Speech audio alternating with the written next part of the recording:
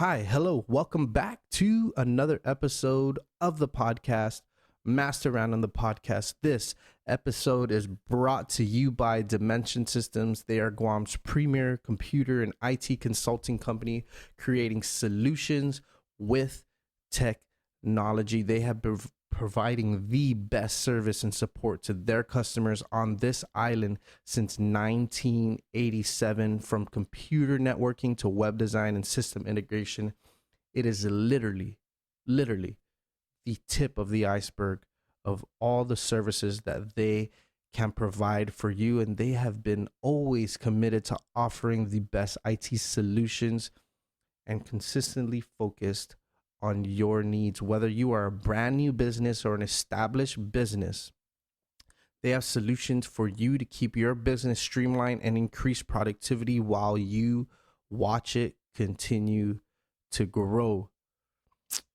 And like I said, it's literally just the tip of the iceberg of everything that they can provide. If you're looking for more information, go and visit dimensionsystems.com or check out their Guam office at the DFS Plaza in Tamuning. It is across the street from the FBJ Elementary School, after the old dog racing track. You walk into the front doors. It's the first door on your left. Boom. Dimension Systems can provide the solutions that you are looking for to help your business grow. Or you can call them at 646-2007. Call them today, everybody.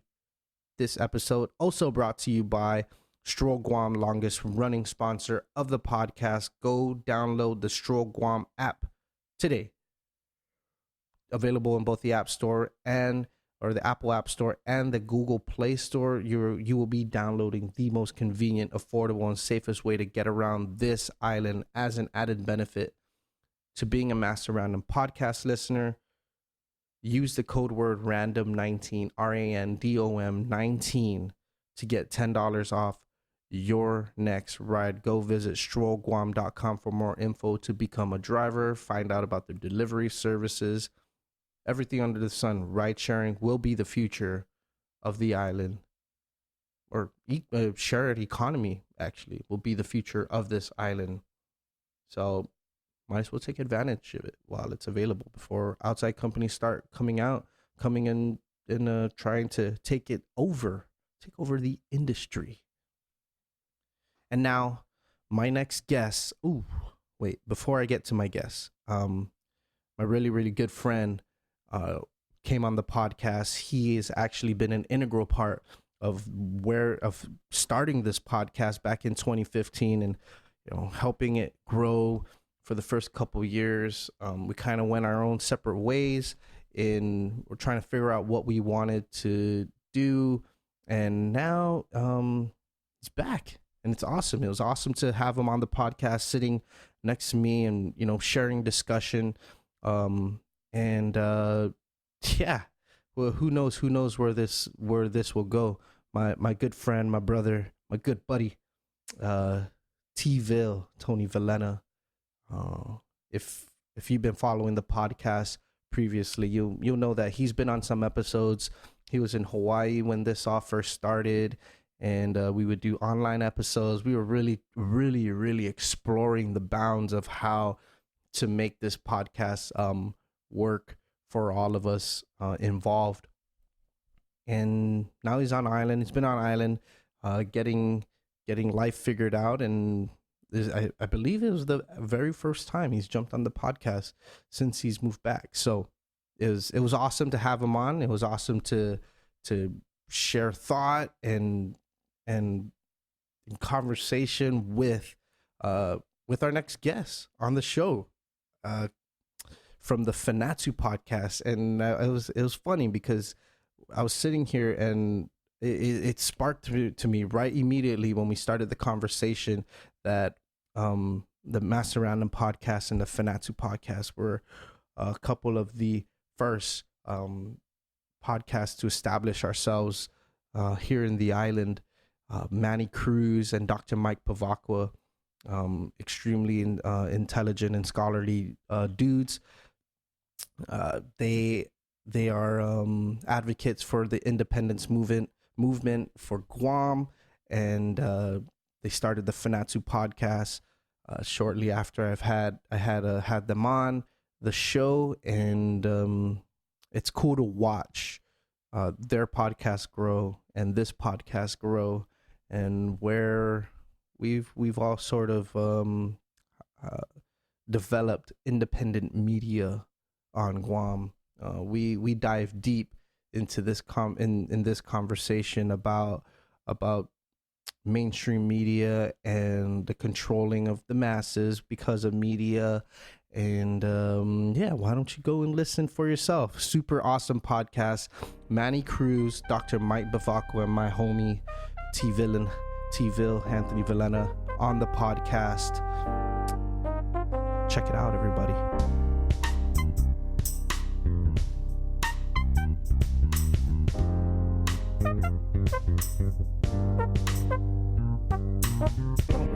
And we're ready, and we're started. Manny, Dr. Mike. Half a day. Yeah. Wait, before I start this, so TVille is one of, help me get this podcast launched off. So I feel like right now sitting at the table are some of the originators of podcasting on Guam, which is fucking awesome. It just came to me right now. But welcome back to the show. Where do we begin?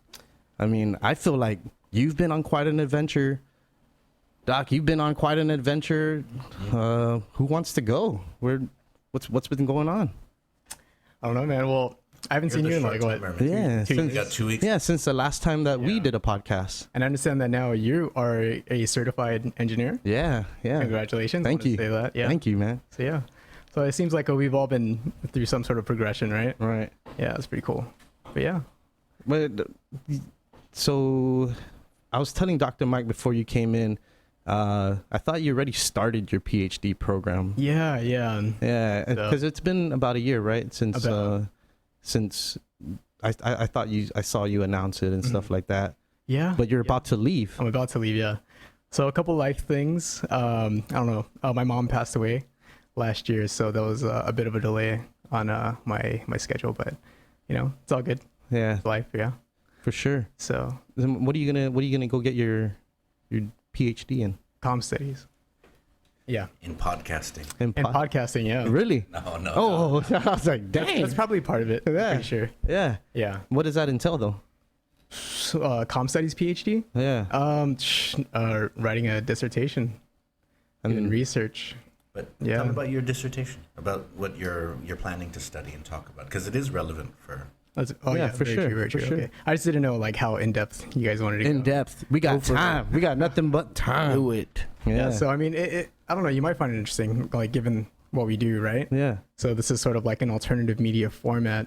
Basically, my research is about how mainstream media promotes the status quo, and the status quo being colonization.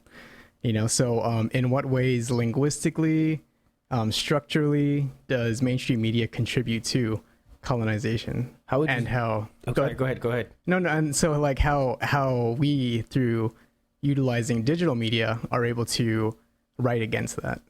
Yeah. Or talk against that. Like moving against the grain in a sense. Yeah. Yeah. Or just giving an alternative view to everything that's going on. Right. How would you say, how would you say that how would you say that mainstream media is kind of giving that view of? Well, it's agenda driven, right? So agenda driven. Well, dude, I'm pretty sure you guys don't like Noam Chomsky. Full Chomsky and just go for yeah. Hey Doc, can you just turn your mic? Talk to the side of it. Oh. Yeah. Matt, go ahead and adjust. Can you adjust his mic? Your assistant. There we go. Your digital Like assistant. that? There we go. Yeah. Yeah. Yeah. Bring it down. Okay. He wants to see your pretty face, bro. Okay. Okay. Yeah. Okay. You should be talking into the audio tech where it brand. says Audio Technica. Yeah, Okay. yeah. But you're good. Yeah. Okay, go ahead. Sorry. Yeah. So we're gonna go full Chomsky here, and you never go full Chomsky, right? But yeah. So basically, back in the 70s, right? During the or late 60s, during the height of the Vietnam War, there's this guy Noam Chomsky, and everyone forgets the other guy's name, but his name is Edward S. Herman. Okay. But they introduced this model called the propaganda model, and it talks about how mainstream media perpetuates hegemonic ideas, so ruling class ideas, right? So there's he called them filters. There's 5 filters. One of them is like the economic constraints. So like the fact that mainstream media survives because of corporate advertisements. They're able to be bought out. Their interests can be bought out. Right. The other is the fact that they have to rely on a certain group of people for their messages. So I'm a journalist, as you know, right? So on any given day, let's say I was covering an issue about poverty. So my editor would say, I want you to talk to this senator. She's doing stuff with poverty and labor. So I want you to go talk to her. I want you to go talk to... Is it based on interests of the publishing company, or is it on the interests of the elite? Yeah, the ruling classes, the controllers. Yeah, in any given context. So you can... the great thing about the propaganda model is that it's so malleable. You can use it to suit whatever context you're in. So obviously, in a Guam context, I'm going to talk about... It's a formula. Exactly, right. Yeah. And it's up to you to be able to apply that formula, right? So, but yeah, so there's a certain group of people who day in, day out, journalists are required to speak to push the narrative, right? So, and these are expert opinion, official news, official sources. So. Yeah. Like what Manny's talking about is if you're going to cover something on this subject, you talk to one government person, maybe one academic person, maybe one business owner. Get kind of credibility from the different sectors, private, public, then maybe like public meaning government, and then maybe somebody. But it's only the people who are investing into the story going on, right? Being pushed. Well, not necessarily. I mean, like, so hegemonic ideas, these ruling class ideas can come through in many different ways. And so... I mean, like taking again, like I don't know how in depth we want to go. It's okay. I'm here to learn. I am absorbing. Let's make it more because it's easier if it's more concrete. And this is good for me too, like being able to talk about this. Like it helps me. It's like reviewing for the test. Let's give an example like this. So when the military buildup to Guam was first announced, right? The PDN put out a series of articles talking about it, and so. They wanted to give 2 sides of the issue, people that were excited about it and thought it was going to be good for the island, and then others who were providing more caution, right? That they weren't. So this was 2005, 2006. Yep. And so they interviewed somebody from the Chamber of Commerce. They interviewed somebody who owns a bar. They interviewed somebody from the government, and then they got one person on the street. And these people are handpicked. Or no, likely. I mean, so it depends. Sometimes they'll tell you who to interview, but it gives this impression that there's this organic conversation in the community. But in truth, the article that comes out basically makes it seem like you got a bar owner who says this is going to be great. You've got the Chamber of Commerce person who says this is going to be awesome for the economy. And then you've got this one person on the street who says they better respect our culture. And so it makes it seem like you should totally be for the buildup, because all of the positives are on this side, and there's just one guy on the street who doesn't like it, but he doesn't have a reasoned, rational argument. He just says they better respect or a credible news media, or he's just not informed, or just doesn't know anything about it. And you guys are already using the word. You guys said credibility. Right. Well, who gets to determine who has credibility? For sure. That's something I struggled with when I first started doing this podcast. Is like, how do I gain credibility for people to be like, yeah, sure, I'll come on. And it took some time, and to be on a mass scale, I'm literally a blip, but to control like masses, right? It's a whole different story.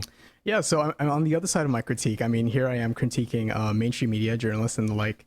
On the other hand, I'm also looking at digital media, things that we're doing, and that I think this is important. What you're doing is important. We have different perspectives on things, but that's all great. It's the fact that we're doing this is awesome, because traditional media, is confined to a limited group of people who have the resources to start up newspapers, who can start up a TV station or buy a radio frequency, and start their own radio station.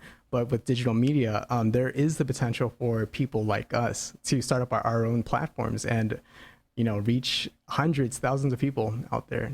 Right. So, yeah. And so that's basically what your dissertation is going to be aimed towards. More or less, yeah. But it's specifically looking at how Chamorro activists utilize digital media in order to reach their audiences, using traditional thought in a newer medium in a way to express yourself. So think about one of the things that you saw the viral video with Nathan Phillips, the Native American guy. Right. So, the girl who shot the first video that went viral, she's Chamorro. Right. She went to GW. And so, Kaya Taitano. And so that's something that Manny could feature sort of in his dissertation as one of the things where he wants to talk about, for example, this was at the center of this controversy. It's between there's this debate in the United States, right? A political debate, Trump, anti-Trump, Native American, white, and so on. And then there's a girl from Guam right in the middle of it, right? Yeah. And so she's conscious. She wants to put Guam's message out there. She wants to try to use the moment to talk to people about Guam and talk to people about Chamorro issues, stuff like Latexan, stuff like the Chamorro Land Trust. And what she finds is that a lot of the media she's talking to silence her when she tries to talk about that, or they ignore her because where she comes from doesn't matter. The video gets caught in the national politics. You're talking about people that's been interviewing her. Oh, yeah. To the media on that the talks mainstream to her. media. Okay. And so this is one of the things that Manny is talking about, right? Is that media operates on certain filters. Right. So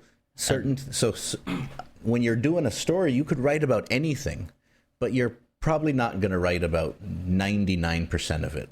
You're going to follow it in this logical pattern. Well, today you're shooting for clicks, right? Yeah. You're going to write the thing that people are reacting to. Yeah. That is an evolution that's taking place in the newsroom. Yeah. And so for Kaya, what she finds is that Guam is too complicating. That if she's being interviewed by somebody who's even more progressive, right? And she says, "Oh, can we talk a little bit about where I come from?" They're just like, "No, it's gonna complicate the story." Right. You just talk about the action there that happened there, your experience there, but don't bring in where you come from because it'll make things too complicated. Yeah, it's more like you got to give it in jabs or bite-sized pieces, and the story can only be told, so. You don't have 3 days to tell this story. You have a attention span of the average person of 30 seconds or how fast do you swipe to the next that's definitely story. You're trying to catch attention. Yeah.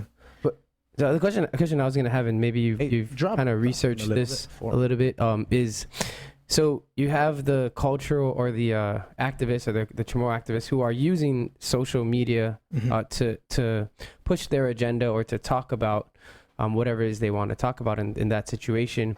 Do they do some of the, I don't know what the word you used, but what you're studying, do they use some of those models to push their own agenda in the same way that the mainstream media is pushing it? That, you know what I mean? Are they taking that formula and... Well, if it's malleable, right? I mean, you can have use it if you want. Yeah, so that's the kind of the thing. Especially if it's proven effective, right? Yeah, it works. So so like the propaganda model, I think really its application is for being able to dissect existing things. But I mean I guess if you wanted to, in a way, you could probably look at it and try and structure your own media infrastructure, right? If you wanted to do so, if you were trying to figure out how to be I don't know, a totally subversive, whatever. But the thing is, you would still have to have the capital to do that. Right. No, you could. There's cheaper ways. There's cheaper ways because if you take that model, then you understand that it is a system, but ultimately it's filled with people who make choices. And if you can make their choices easier, then they may sort of promote what you put, right? So, for example, a lot of journalists, they just rewrite press releases or they just respond. If there's a press release that somebody puts out and it's got something that finishes their story, then they're going to grab it, right? Yep. So if you know that your average journalist is overworked and underpaid, and you can give them something which will sort of fit into their story, then they may take it. And one of the things that's interesting about journalists is that they tend to be more liberal, but the institutions they work for tend to be more conservative.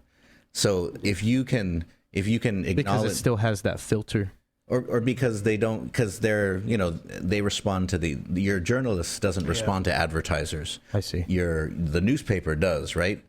So if so you can go to bring a piece and then they'll be like, nah, Manny, we can't run this. Yeah, that happens on a daily. Quite often. It happens a lot. So. Yeah, because But now we live in an age where you can take the stuff that you're getting rejected and put it on your own website, Absolutely. right? Yeah. Own magazine, little pamphlets that you throw out on the floor or, in the post office or whatever it may be. Yeah. But what? I think we thought of doing that once or twice. just nice. Throw shit on the floor? Yeah, so someone will see it, someone will pick it up and, it's marketing, I guess. Worked, I guess. Yeah. I mean, it seemed, you're just looking on the floor, it's like, oh, there is. Yeah, you brought up the whole Native American and the Trump stuff or the kid and the girl who recorded it, and you think that that's independent media, and it was just thrown into the middle of a media war between the left and the right, and who's controlling the story and where the story's coming from. And when you saw her angle, it was kind of like automatic, right? And the 4 things perfectly fit into that thing: white kid, Trump hat, Native American, Lincoln Memorial, and racism, the undertone. When you saw the picture, the first frame of the video, you're like, oh, damn, that looks bad. Yeah. And then you see the 2-hour video of the Black Hebrew Israelites. I don't know if you guys saw that. I caught a bit of that. They're taking claim for the whole ruckus and why the kids started going. And yeah, they're actually throwing like really bad jabs at these kids who were just watching them, right? Yeah.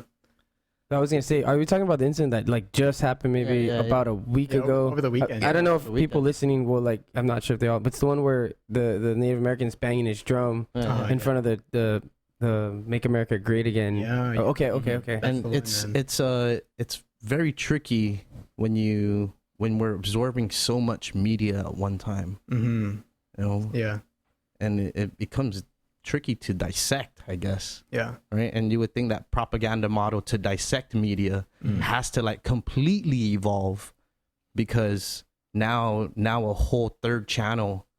Now it's not just one control of media. Now you have social media influencers where they have like millions of followers, and it's just one person, and all they got to do is be at a rally or be at a meeting. Right. But those are people who can also be bought out. Like if you're making your money from YouTube advertisements and shit, like then right after that they're like, support this drink. I always drink this when I'm thirsty. Or I always get my lumut at this backyard or whatever. Check this lady out. Come Christmas time. We can actually in the muddle and the mess of that story, though, we can see part of sort of how to analyze media, what Manny is talking about, right? Because it's interesting. Because one of the things that media tends to do is they tend to reduce an issue to 2 sides, right? Yes. So there's the Democrats and there's the Republicans, there's the liberals and the conservatives, right? And so it's fascinating because when you look at how it's evolved now, the media seems to, because at first the Native American guy, most media put him out there. He is a clear victim here. The boys were acting in racist, disrespectful ways to him. Right. And then the other video comes out, and then suddenly the media keeps trying to say that the boys were victims now. Yeah. And it's they're trying to criminalize the guy, the Native American guy, saying he was actually a vet. The problem with that though is that if you take sort of everything that we know about it, the kids were still kind of fucked up. Yeah. The kids were still kind of fucked up. Like there's a new video too. Before you know what you're doing, right? At that age, you know exactly. Yeah, when you don the MAGA hat, you already know what that stands for. Right. Like it's representation, with pop culture and all that stuff. Yeah, and I've heard references of it being what the KKK hood. I had a feeling you were gonna say. Meant back in the 30s and 40s. Right. one thing that the media, one thing that it does by dividing things into two sides is that it makes it hard for you to find out what might be the problem, or what might be, or if there's any real truth, right? Right. Because you want the media to report truth. We assume it reports truth. The media reports news, which is stuff that happens, and then they arrange it in a certain way so that it's like a drama. Mm-hmm. It's not really truth, because the truth would almost certainly tell you, sort of like if there's Democrats and Republicans fighting over something, it would almost certainly tell you if one side was kind of tripping and the other side wasn't. But instead, they balance it out and say both sides are kind of the same here. They both take their shots. They both do the same things. But it's kind of like, actually, in a lot of situations, one side, you could argue, is doing a lot worse, has more blame than the other. And so what does it do when the media tries to balance everything out? Mm-hmm. I mean, you look at this issue with the government funding and the federal shutdown and the wall, right? Trump says he's got to make a stand because he's got to get this wall built because of the migrant caravans that are flooding across the border, that are 1,000 miles away and will be here 8 months from now or something like that. But the media portrays it like it's this battle that's equal between these two sides, right? But you forget that Trump and the Republicans had control of the government for 2 years. Yeah. They could have easily gotten a wall through at that time. So then why is it then that they're portraying like this is equal now that Trump is saying we need the wall or never, no government, no full government unless I get the wall. And now that the Democrats are in power. Yeah. And so that's part of the problem there, is it's not really two sides being equal.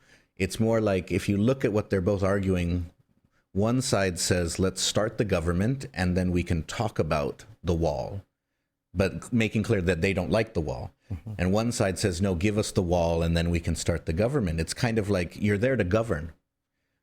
One side is more ready than the other to govern. And so the media will portray it as being two sides that are equal. But in truth, there's one side that says, I'm not going to govern until I get what I want. And the other side is saying, we're ready to govern. And so if you think about it, this is the government. This is not, high school cliques going at each other. This is not sort of West Side Story. This is not a Hula and Hineti or Kipua and Matapang. They're supposed to govern. So, but the media, instead of kind of giving us analysis which will help us understand the root of the problem, will instead portray it like a drama, to keep people watching more. That's one of the main reasons why I want to turn on the TV tomorrow. Or the reason why I'm going to go to this website in 30 minutes. Yeah. Because now I'm getting live updates by the minute of how things are progressing during some certain event. Yeah. Have you watched, there's that movie with Jake Gyllenhaal about the news camera guy. Nightcrawler. Oh, never. Oh. Yeah. No? Okay. Well, there's a line in there. He says, if it bleeds, it leads. And that's a popular phrase in the news industry, right? So it's the idea that like the more grotesque, the more outlandish, the more it sells. So everything, like, it becomes a drama. Sells more papers. How does that affect you being within Guam's mainstream? We have our own sort of mainstream media. Yeah. But and you dabble in independent media, right, where it's more freely speaking and more free thought than working. I don't know. I'm not trying to jeopardize anything. No, but, no, he's quit. He quit PDN. He's not there anymore. Yeah. So, it's good. I worked for. Go ahead. I could say I worked Release for the Kraken. Oh shit. Yeah. No. So I worked for like one radio station. I've worked for both the Post and PDN. Right. So like I've had quite a bit of experience with that, with being shut down as a reporter. There's certain angles, there's certain stories that you just can't cover.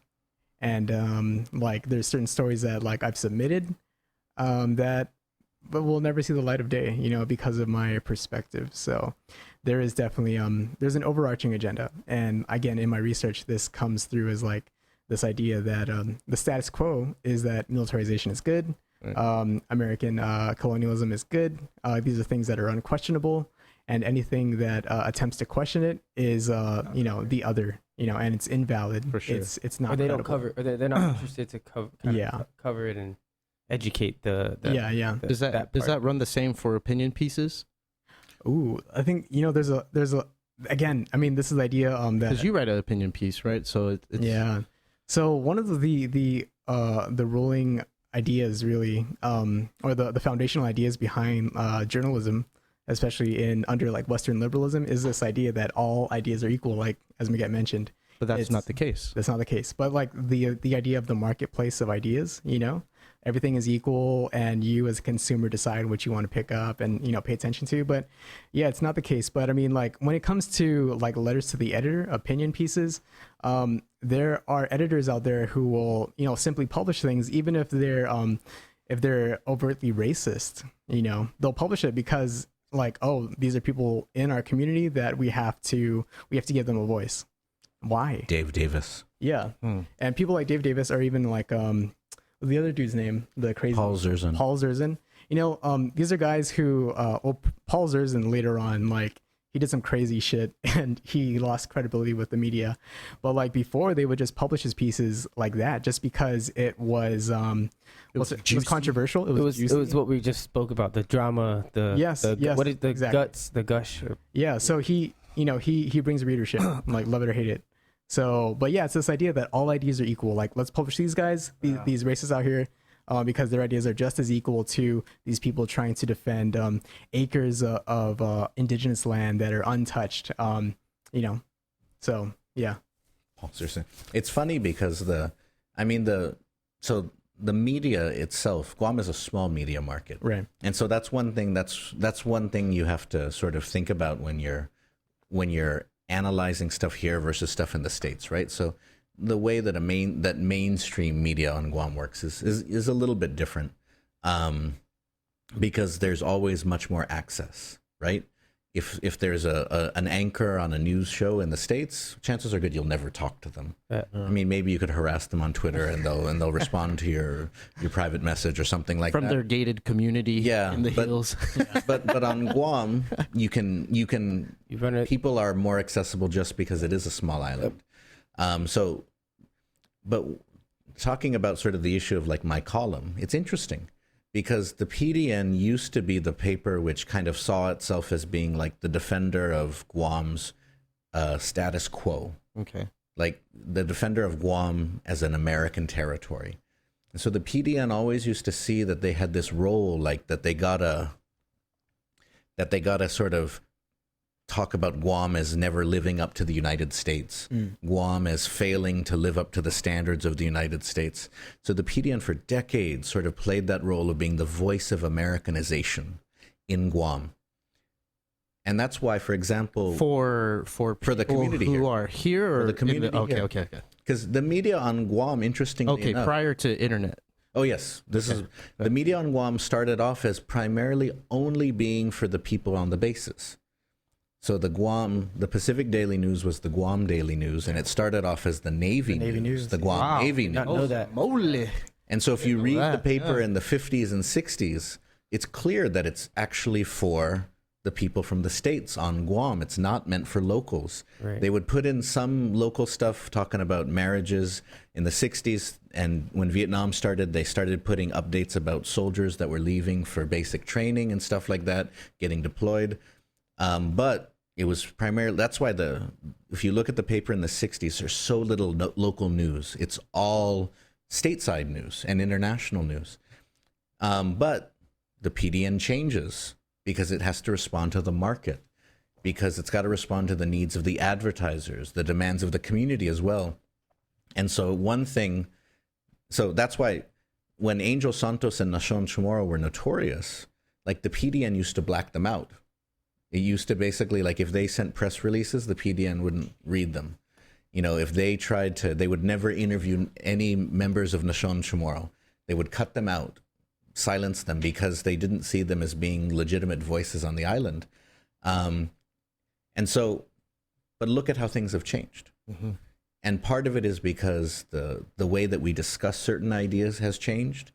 And going back to what Manny was talking about credibility, is that if somebody like me, who I may look like a homeless person who hangs out with Cheech and Chong, but I was gonna say it adds credibility. I was thinking about that as you're talking. Like, I don't know what you're talking about. It actually helps. But just from one reader, one viewer. But I do have a PhD. I'm a professor, and so that adds that level of credibility to it, right? Mm-hmm. And so also the fact that more people that are professionals. Because if you think about who used to be the professionals and the experts on island, it was almost entirely statessiders. Yep. But now you've got Chamorros, you've got locals that are in the professional class, that are carrying that are doing great work for society. And so the media responds to that, and it allows those voices in.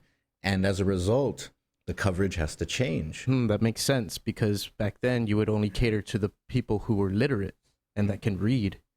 And now you have highly skilled workers that pay attention to what's going on in the government and society and the economy or whatever it may be. Yeah.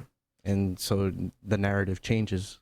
And so what Manny experienced is like a switch, actually, when he was at the Post, was that the PDN used to be more conservative, and the Post, when it was the Variety, was very all over the place, because they didn't really have a strong editor or publisher. When it was the Variety. It seemed the stories were more widespread. But then they switched. More creative, a really weird shift just within the past 2 years or so, where like now the PDN, which Miguel just talked about as being like basically like super right-wing, pro-military, pro-build-up, blah blah blah, all this shit, they were there on the right.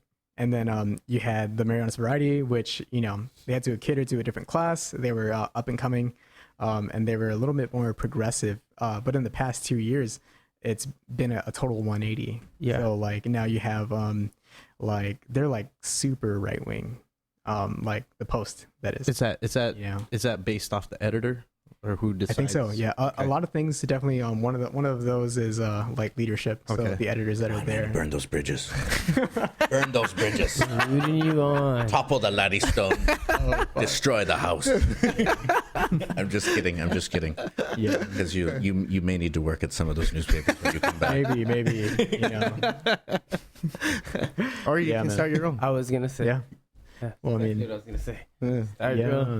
Yeah, I mean, there's so many possibilities, I mean, like before, like you would have independent publications try and start up, but they wouldn't last very long, because the thing that's missing there is like still the capital, right? Mm-hmm. If you don't have the money to publish consistently, then you're gonna go out of business.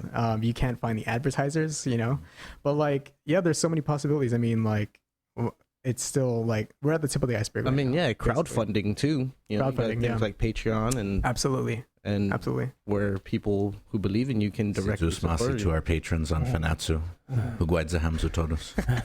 Honestly, I was gonna say, remember, sign up for your free lap dance as part of your perks and benefits. I mean, there's a lot of ways you can go about creating your own publication. It doesn't have to necessarily be a paper. A piece of paper. I mean, you can go about creating a web page, absolutely, and that people go to all the time. Have some ads or whatever I go to Dig all the time. And they take from a variety of sites. But you have something that, like you said, I totally agree. You could just go and you just create an app, make it an app, and so that you get notifications. Because I'm have all of the different medias, and that's the only way I get it. He's a tech savvy guy. Oh, I get it. It's like notification. This guy's in jail. This person. Are you using like smart news? I'm just reading the local news, like PDN, AAM, all of those ones. Anything that pops up, right? Yeah, pops up. It's okay. Is that I feel like PDN notifies me of something like every hour. Yeah. And more news? Like what the hell? Right. So I mean, consuming news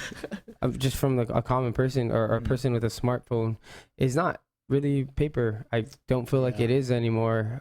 It's mostly pop-ups in your phone. But actually, the best news is WhatsApp, because I learn of like traffic jams way before comes out on PDN. So I mean, that right there is a good example where you can take like an independent source or if you're trying to push your agendas, anybody that's not left or right wing, that's kind of like got both wings, I guess. Oh my gosh, are you an anarchist too? Huh? No, I don't. I have no idea. But so that's what I'm saying. It's like you could actually do that. You could be your own editor, and welcome other people to contribute, and it'd be like kind of like a community media or a community. Yeah, but stuff like that can go completely awry real quick. Isn't that the quick, point? right? I guess. I don't know. Yeah. Well, I mean, like you brought up a really just don't good allow idea. message boards. Yeah. I mean, like, and yeah, in the PFG, you know. Yeah. In the publication I gave you in the last issue, there's a guy there who talked about media. It's not in there, but you can. Oh, okay.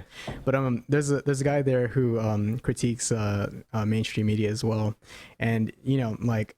A lot of times it seems like, we hate the media, we hate mainstream media, we hate journalism, because people are so harsh on it in comm studies, right? But it's not the case at all. And this guy was talking about how, if anything, media should be owned and answerable to the people.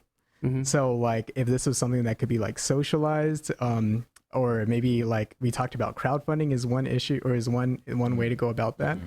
So if journalists and publishers, if they were being resourced and financed by the people, and the people could determine what was important to them and how they felt about certain issues, if they could determine those things, then there would be more control over that, and it would be more relevant. And mainstream media will be pretty much fucked.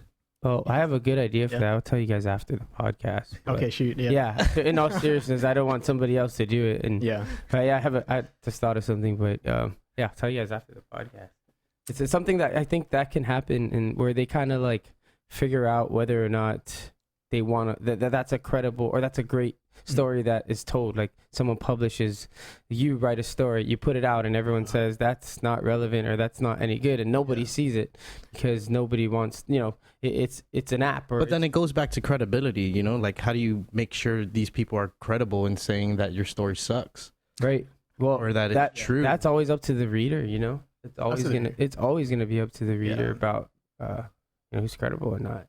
I guess so. Mm-hmm. Like Dr. V said, is like, you have a PhD, and that's what kind of gives you that credibility when you start talking about things that weren't talked about or spoken about back 10, 15 years ago. Nobody with a PhD wanted to talk about those issues, and now here comes you revolutionizing the whole way it works. All you need is to do some research, and kind of that's what in a way gives you that credibility to open up new platforms or open up new channels. And I think that's very great, by the way. I think it's awesome. Oh, no. Hey, no, Manny does everything for our podcast. Although not anymore, because you're leaving. I'm leaving, yeah. But it's portable, by the way. He's going to keep that's not an excuse, jabbing it to you throughout the podcast. No, that's not an excuse, by the way. We ran the podcast for miles apart. So, Manny, that's not an out. So I got you back. You're still in there. No, we have a really good team, man, behind the show now. So for the past couple months, we've been teaching some new volunteers how to run the show. And I've seen these new hosts running the shows and stuff. Yeah. So I'm pretty confident that it'll keep going. It'll survive long after I'm in New Zealand. So it's good. Yeah. I hope that people see because one of the things that alternative media like this, it brings out is that, that people have the opportunity to sort of put their money behind something that can sort of give them ideas, help inform them, right? Right. And so it's interesting because we do that, right, with the drinks that we buy, with the food that we buy, the brands that we buy, the movies that we watch, right? So why not do it with media as well? Because in the past, media was supported by advertisements, right? And that's always and that's part of the problem with that type of media is that the journalists, the institutions, the TV channels, the newspapers are driven by what the advertisers want and what the advertisers will allow, not what their readers are asking for, right? But then as we see it now, we have the possibility, although it takes you got to make the infrastructure for it, right? You got to use stuff like Patreon and so on. You have to sign up members or get support directly from the people, but it makes it more democratic. It makes it more organic. Right. Like how public radio Right. Yeah, it makes it it's a stronger conversation. It's a stronger conversation, and I'm hoping that here on Guam we'll keep pushing for it, because I mean, if you think about it, even on your podcast, you know, when you sit with somebody and you talk to them for an hour, you get deeper into a topic, whether it's with Pale Eric Forbes or whether it's a Chamorro who's been in the States, sort of in a major industry. You get deeper into stuff than 10 PDN articles ever could. Mm-hmm. You know, and you're giving people sort of a type of content that they want, right? It's funny now because we say that people, that our attention spans are shorter, but at the same time, there's a huge growing desire for deep dives. That people actually want a well-told, well-explained, sort of entertaining explanation for something in the world. Like, that's what's really funny to me, is that our attention spans are not necessarily getting shorter. They're getting shorter for certain types of things. Right. But for other types of things, we're actually wanting more. Like, it's really funny because even like a young kid, like you look at a young kid who just wants to play Fortnite all day long, right? And there's this assumption that they really just want to watch unboxing videos and stuff like that. But at the same time, if you show them a video which explains something from history in 7 minutes, they'll actually like watch it, and they'll absorb it too, because it's changing the way that we receive information.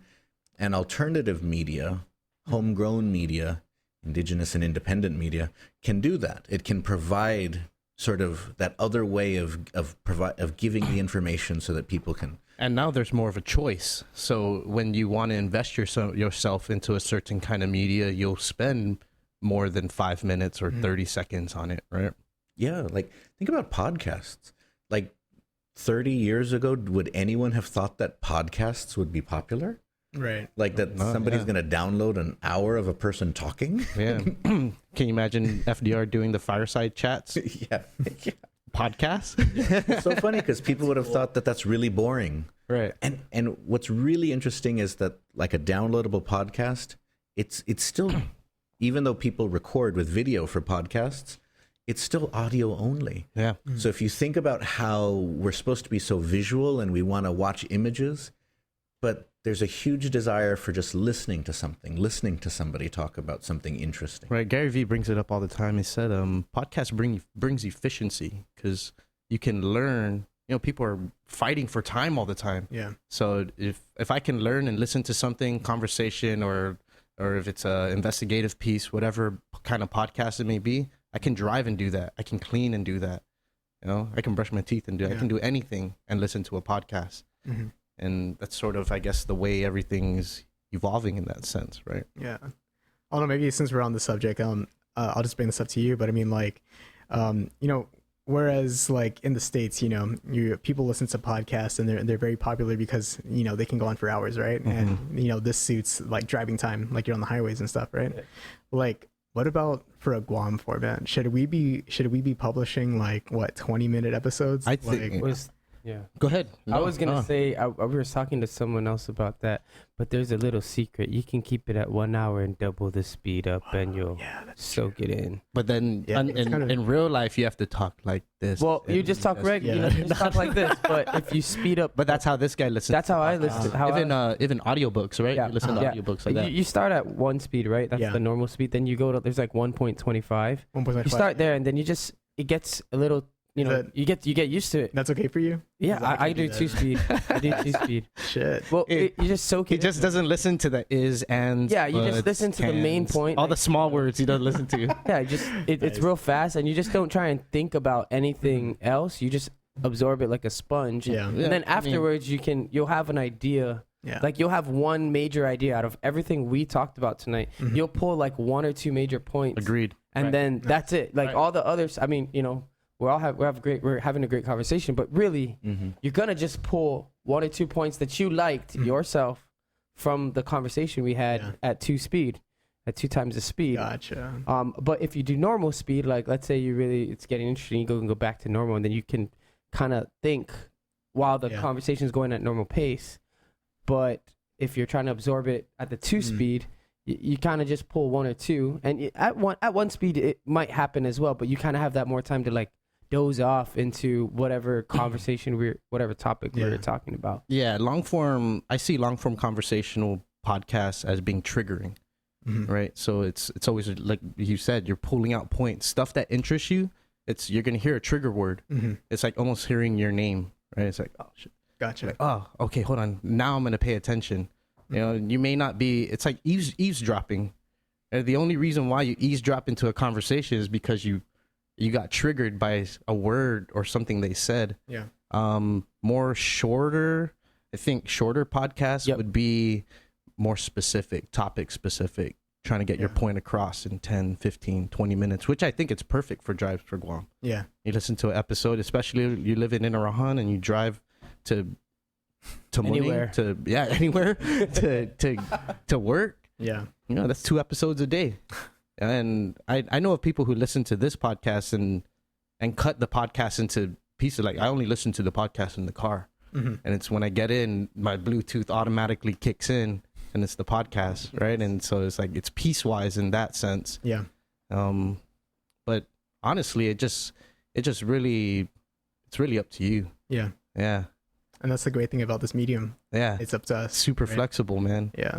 I mean, if we wanted this podcast to be 20 minutes, we can literally just make this 20 minutes. Be like, say what we need to say, and then, all right, thanks for coming over 20 minutes. Complete like one idea, and then that's like one point.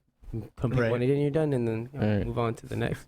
I think it depends. I think it really depends on what your goal is, or what your culture theme the message is. The message you're trying to get across. Yeah, exactly. So if you can do I think you can do a 20-minute podcast, but you're going to be throwing a lot of purposeful messages to the listener. And ideas. It's not, I don't know if you can do it. You can do a 20-minute conversation, but it's going to be, what you watch on the news. Like, hey, it's going to be more interview-ish if it's between people. It's not going to be like, hey, kind of like get you into a deeper train of thought. You're not going to hit the deepness. You can't get that deep within 20 minutes if you just kind of met that person. It's just the dynamics aren't there. So if you have kind of like a certain direction that you're gonna go, I definitely think 20 minutes will be good. Or if you have a structure or somewhat of an agenda that you're trying to hit with the person, and you let them know, hey, but it turns into news. It turns into news kind of style. Which on the Apple TV the Reuters app, when you log into their app right away, it asks you how much time do you have, and then it has 5, 10, 5, 15, and 30 minutes, or 10, 15, 30 minutes, and so depending on how much time you choose, they'll give you the same news, but just depending on how much time you have, they'll expand on it. Yeah, right. It's like, okay, we'll talk about this a little in depth, right? But for like the 5 or 10 minute one, it's like it's only headlines. I feel like I'm headline reading. You're like, all right, and then it goes, you are now up to date. Come back when you want to be updated more. I'm like, sure. That's what the 2-speed Master Random podcast feel like. I think I have a title for a short form Guam podcast. I mean, for any of your listeners that want to take this, I mean, please feel free. But the title should be like, "But if anything." So like, at the end of each episode, it's like, "But if anything, bro, check me later. Find out the rest." Yeah. If anything, I'll be there. Yeah. Yeah, I mean, it's say minus well. It's interesting you bring up like lengths of podcasts, because it's something that I've been sort of dabbling with. It's like, I mean, we were talking about doing a 4-hour podcast with Arlene Steffi, and we're like, damn, was that too long? Wow. But we've done like 30-minute podcasts with somebody online, right? That's been, and so like Zach Banner or Trey Santos or something like that. Zach, and they didn't have much time, but we pushed him a little more than 30 minutes. He only had 30, but the conversation gets good at about 30 minutes. 30 minutes. You're just warming up, right? Yeah, that's good.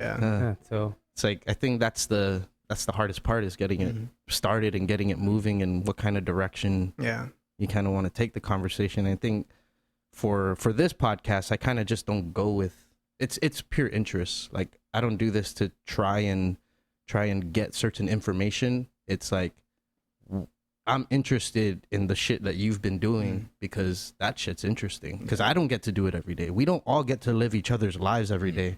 So we can sort of get a peek of how we're analyzing the world that we're living in, rather than what we're actually doing in the world every minute of the day. Like, we haven't even talked about what you did the last 24 hours, right? But we've talked about what you did in the last 2 years in a nutshell. And yeah, podcast, dude, fucking beautiful. It's cool.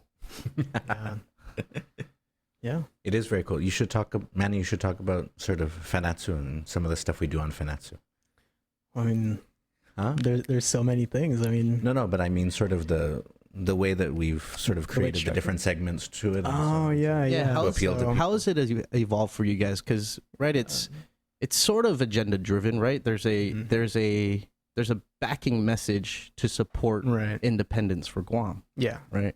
Yeah. So I mean, I don't know. Really, the podcast Fanachu, the goal is to try and educate or re-educate people, about political status, about like Guam's history. And now we've branched off into like different segments. Like we do radical history segments, radical readings. So now we cover not just issues on Guam, but also issues in other American territories, and other colonies, as it were.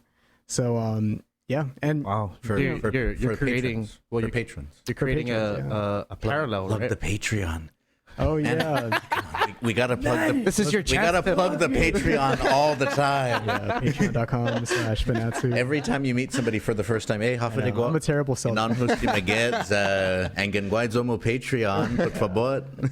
Yeah. If you've got a Patreon, follow Fanachu. Yeah, those are things that we provide to our patrons, and so it's awesome that we've grown in the past like 6 months or so. And these are people who like pay for our content, just as we were talking about, like people who appreciate what we're doing, but yeah, so really the idea behind the podcast is just to try and educate people, things that you wouldn't normally read about or hear about in mainstream media. Yeah, and it's interesting because it's always going to evolve, right? I mean, the last couple years have been quite I wouldn't say like a full evolution, but it's been moving. There has been some traction. Absolutely. And you guys have went over to the United Nations at one point in the last year, I want to say. Yeah. So we went October 2017. And then just this past year, we sent some people representatives as well. Okay. So yeah. But so one of the cool things about Fanachu is because, we at first it was just an audio podcast, and then we started to kind of live stream it. And we found that, it was fun because then people comment on it. There's an interaction with it. But then we thought, how can we sustain this? Manny found Patreon, and we're kind of like, well, what can we offer people, to get them to sign up for it?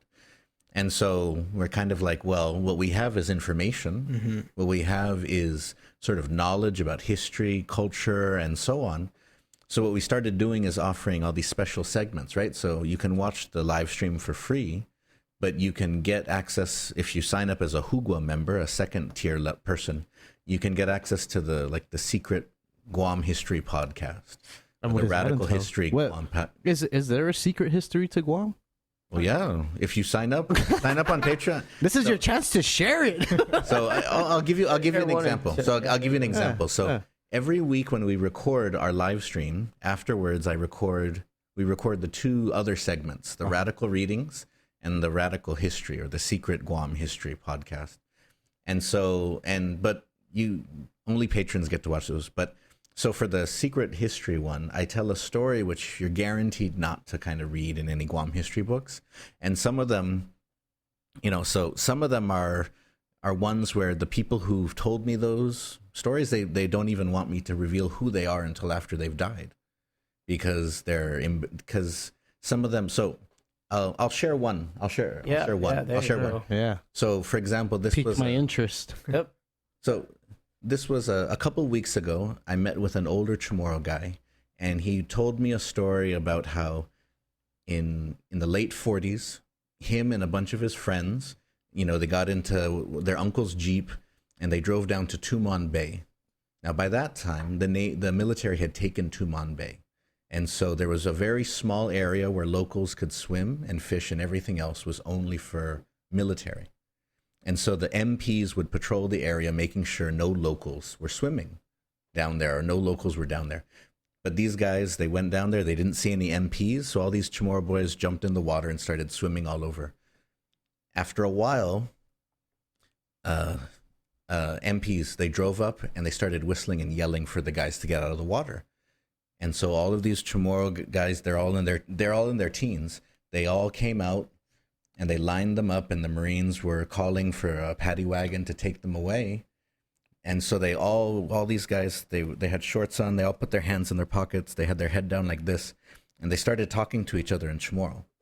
And so at first, they were kind of like, oh, Lanya Magatsa, we're in so much trouble, you know, they're gonna take us, they're gonna siempre mapreso, they're gonna put us in jail. And then eventually one of them said, hey Lanya Prim, ti makompreprendi hit. They don't understand what we're saying. And then one of them was like, hey, Meganya hit kinusio, there's more of us than them, we could take them. And so there's 3 Marine MPs that are there, and it's maybe about 9 or 10 Chamorro teens. And so they start to make a plan speaking Chamorro, but the whole time they're looking sad and they're pretending to cry, so the Marines don't suspect anything. And so eventually one of them says, okay, esti planuta, so tuli inainai betsatmu, take the sand in your pockets, and when I say go, throw it in their faces, we knock them out, and then we run. And so then one of them said, Sigi! And then they all got their sand, they all threw it in their faces, and they punched them, beat them down, and then jumped in their Jeep and ran away. Yeah. That sounds very, very Chamorro, actually. And so one of the reasons why the guy says that I can't, like, he doesn't want that story to be, he doesn't want his name or anyone else's name revealed, is because some of those people went on to be elected into office. Oh. So some of them are from very prominent families. And so they, yeah. Anyway. So what years were these? I don't think those are in the, was that the 40s? The late 40s. So yeah, some of them were elected to very high office, some of those boys. But so those types of histories, because in my research I've talked to a lot of people, and a lot of people have shared stories with me, and then sometimes they share stories where they feel like maybe it's not appropriate, but for me it's kind of interesting because it tells that other side of history, right? So some of the stories we talk about, like the Chamorro, the Chamorro soldier in the Spanish military who assassinated the Spanish governor in 1884, or the story of the Chamorro in the Chamorro Spanish Wars who worked as a double agent and betrayed the Spanish and killed more than a dozen soldiers. And so these are all cool, interesting stories that you know, that try to give us another didn't make idea. the media controlled publishing company. Yeah, Right. that complicate things. Some of them they show Chamorros fighting back against the system. So a lot of the ones that I've shared with are stories of Chamorros that were in the U.S. military and faced discrimination, and how and a lot of them, especially in the 60s and 70s, resorted to violence in order to try to sort of defend themselves. So like one of my favorite stories is when I told as part of this podcast is about these Chamorro guys and Hawaiian guys who were stationed in Okinawa, and they, what's it called? There was this big, tall, white guy who worked with them, and he would always make fun of the Chamorro guys, and he would always say racist things to them, until one day he made a racist comment about this one Chamorro guy's wife, and referring to her as like a whore and stuff like that. And that Chamorro guy snapped, and he said, the moment you step foot off the base, you're dead. And then the white guys are like, whatever, because all these white guys are like tall, and all these Chamorros and Hawaiians are small. And so the moment those guys left base that day, the Chamorros and Hawaiians were waiting for them, and they beat the shit out of them.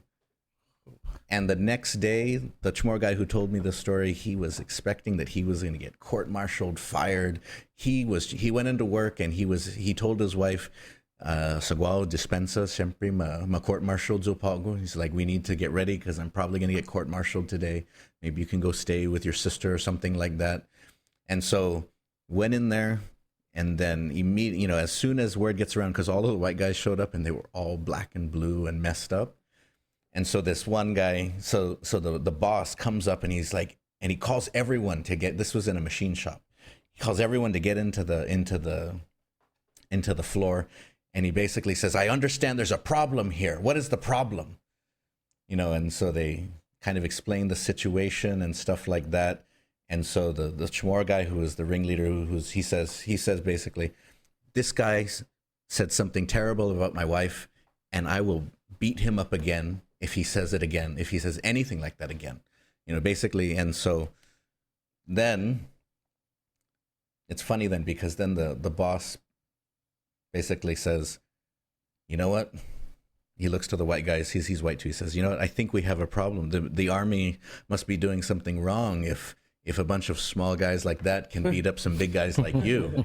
And everyone laughs. And then he says, you know what? I don't know what they feed you guys in that island of yours, but maybe we need to talk to you guys about how to improve our readiness.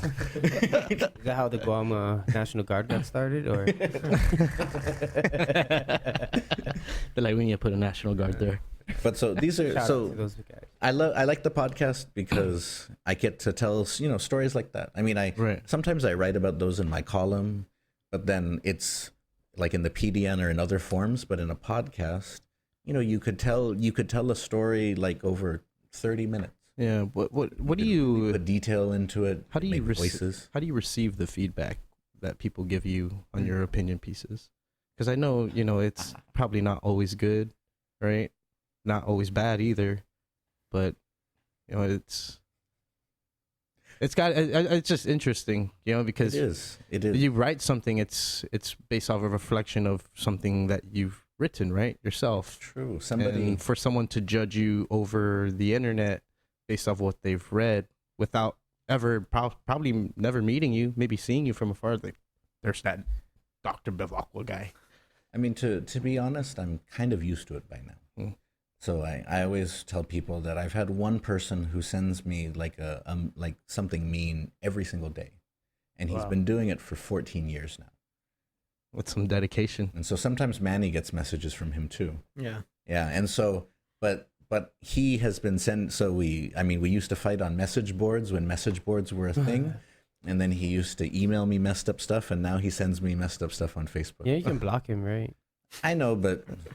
For me, there's a, what's it called? For me, there's a saying that if you wait by the river long enough, you will see your enemy's body float by.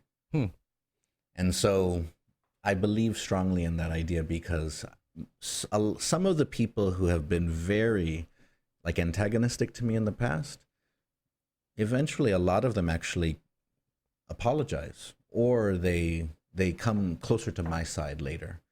And so I always keep that, for some people, I keep that open. So that's why, I remember there was one guy who always used to fight with me in the past, online in message boards and stuff like that. This was, more than 10 years ago. And then 5 years later, he emails me and he's like, I know we used to not get along, but, I see the work that you're doing sort of as a scholar, and would you mind helping me with a research paper I'm doing? And in my mind, I was kind of like, this is it, Nyla. This is what victory tastes like. Licking the sword. This is good. And of course, I was like, yeah, I'm going to help you because I don't want to destroy you. That's a very Western and Eastern way, right, of seeing the world. That's why when the Spanish came and they fought Chamorros, they were looking to kill and to punish and to hurt. But Chamorros fought wars for show, to prove you were better.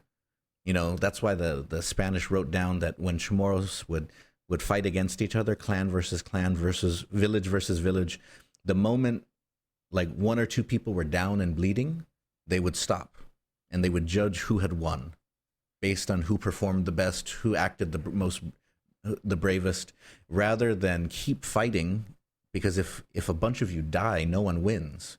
Even if a bunch of your enemies die. Wait, so you mean there's no real warfare here on the island? It was more ritualistic warfare in ancient times. For many indigenous people, it was like that because if you're, especially small communities, Like you don't, even your enemies, you don't want them dead. You just want to prove you're better than them, because no one wins if a bunch of people die. Right. So that's why But what about maybe like the Manatang coming in from the valleys trying to take the coastal lands, right? There may have been some Revolt, stories maybe? like that. There may have been some stories like that. We don't know. It's kind of funny. I was gonna say sad to say, and it shouldn't be going on, but there was a bunch of viral videos going around with kids fighting, or even back when the MMA thing was getting big and people were fighting, and just that same mentality is still alive, where you see kids or people they're gonna fight each other, and it's really, that's what they're doing, is exactly what you said. And they're not trying to kill each other or anything like that. But like once someone gets one good, punch in, the guy's like, "Are you good? Are you good? Are you good? Is that have you had enough? You want some more?" They're not trying to. They hit them down, and then you just see him stand, waiting for the guy to get up. When you look at Western or the other videos that kind of go viral on YouTube in America, these guys are down and they're like wailing on the guy and they're yelling at him, standing on top of him, yelling at him like disrespectfully. And the guy is knocked out cold, could probably be dead.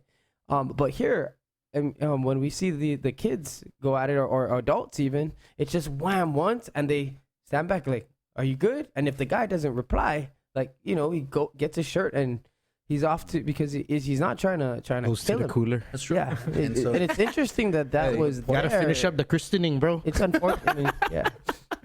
Like, that's it. I gotta go now. I mean, I gotta go home and go to church. It's a weird kind of thing, but it's still going on today. It's sad that it's happening in the schools in the past, but yeah, I just noticed that it said that, so I just want to point that out. It's kind of like, for me, if you love Guam, Yep. then even if you disagree with me on something, then like if you love Guam, then you're a human being to me. We often think that if we disagree with somebody, then they're not human, right? You can say whatever you want about them. They're on the other side of an issue. But what I find for a lot of times is that even if you're on the opposite side of me on this issue, I bet that there's a way that I could move you closer to my side on another issue. Right. So that's, that's why, when I talk about things, I'm always trying to kind of find a way, how can I get you to open up your mind a little bit about, and I don't want to defeat you in a debate, but I want to just kind of get you to open your eyes a little bit more. And I want you to find your own way closer to where I'm at. And you don't have to come all the way to my side. Like, it's not about that, but it is like, so it's like, there's some things that I think are important, and I just want you to kind of see them. And as I said, find your own way to the truth, but search for the truth. Yeah. Well, There's a common ground there. I was just gonna say it's a compromise too, right? Almost like a agree to disagree at some point. Yeah, that's right. In some factions. Like a couple of weeks ago, it was funny because last semester, a group of students who were doing a research paper on statehood, they came to visit me at UOG, and they were like, "Can you tell us what's good about statehood?" And in my mind, I was like, "Well, you should know that I am not in favor of statehood at all, but I can give you good arguments for it, because at the end of the day, I want you to learn and think." For sure. So, but I'm going to also tell you downsides to it as I see it, but I'm not going to withhold good arguments for why statehood might be the best from your perspective. Yeah, there's this dude at the university that I went to. He would travel universities throughout the nation, and he was a religious scholar, and he would literally stand, I don't know, I feel like I've talked to you about this before, but he's a religious scholar, and he would stand in the middle of where everybody's crossing, and he will have his microphone with the little speaker, and he just starts talking. And there'll be every religion trying to shut him down or his thought, but he makes it clear he's not there to debate with you. Like, if you don't agree with me, let's see where we do agree at, and see how we can sort of see where our thoughts intertwine with each other. And that's what like impressed me the most about him, where you're standing there for like 45 minutes in the sun. You're like, I'm going to listen to this guy. I may not agree with everything that he says, but it makes sense. It's like me and Manny were talking about this earlier today. It's if you take that position, you make your side larger. You make it feel bigger. If you are somebody who is arguing really aggressively, you make your side seem small. You make your side seem desperate. But if you take that position sort of an openness to it, it actually makes your side appear larger than the other side, even if you, and you may not realize it immediately. Because if you take kind of that larger position at first, it'll seem like the other side is winning. But all you got to do is kind of let the other side go for a while, and then they'll run out of gas. They'll run out of steam and then, the fight is whoever's the last one standing. It's not whoever punches the fastest for a short period of time. Right. That's very true. I never really thought of it. And so, but that's why, because on the issue of political status, independence, what I find is that somebody who may resist it at first, they don't have a deep resistance to it. They're just responding. But there is an agreement that something needs to change, though. Yes. Right. It might not be in one particular way, but everyone can agree. Like, all right, there's some injustices going on for sure, on the level where we're literally not being paid attention to, and we have someone sitting in the place where things are being decided, and they might as well be sitting in a glass box, right? Very true. Absolutely. Oh, hey, you want to go ahead? Jump in. I can. Keep I guess I'll jump on that. But I mean, like, I guess that's going back to media. That's one of the things that really frustrates me. Is we talked about how like the foundation of media, mainstream media, is that all ideas are equal. That's why there is it's important to take both sides, everything, and leave it up for the consumer to debate that, right? But with something like colonization, it should be pretty plain and simple, like the debate should not be about whether colonization is good or colonization is bad. Like there's already obviously it's bad. It's obvious, and there's that's where we get the common. Yeah. Exactly. Yeah. There's already an international consensus that says colonization is bad, colonization is racist, and there's in the 60s they began a push to decolonize most of the world.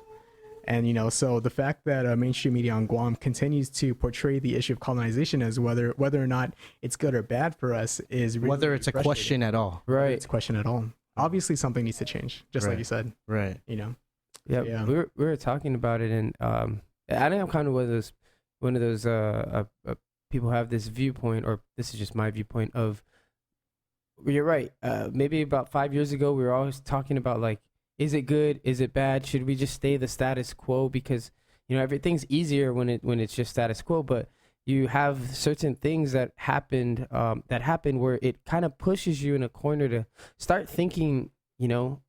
Status quo isn't really the best way to go. There was a point where the conversation almost didn't even exist. Yeah.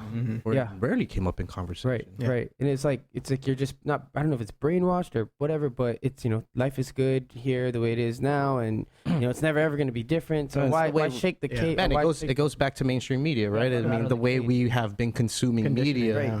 We've been conditioned to accept that this is the way media is in a certain respect.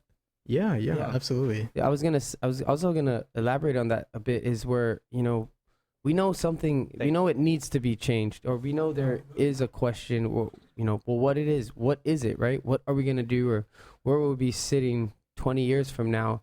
But the point I'm trying to make or want to say is, our island, or this is just my opinion, we don't necessarily have one voice as a group where it's gonna determine what we want to go forward and say, hey, we want whatever it is, independence or free association or statehood. There is no there's not enough participation right now at this point. I feel like we need a little bit more of the people who are just not paying attention to any of it.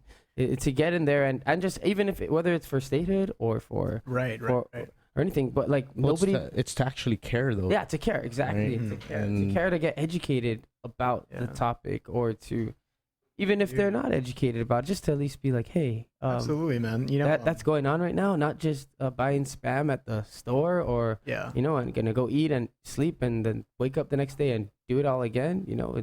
But what's the best way of spreading information, right? Is it do you go with more traditional? Do you send out canvas teams out there and put things under people's windshields and hang them on the doors, or that sometimes ground zero is, or go to like a grocery store and stop people as they're walking by, which is a lot utilized today, even for environmental causes, right?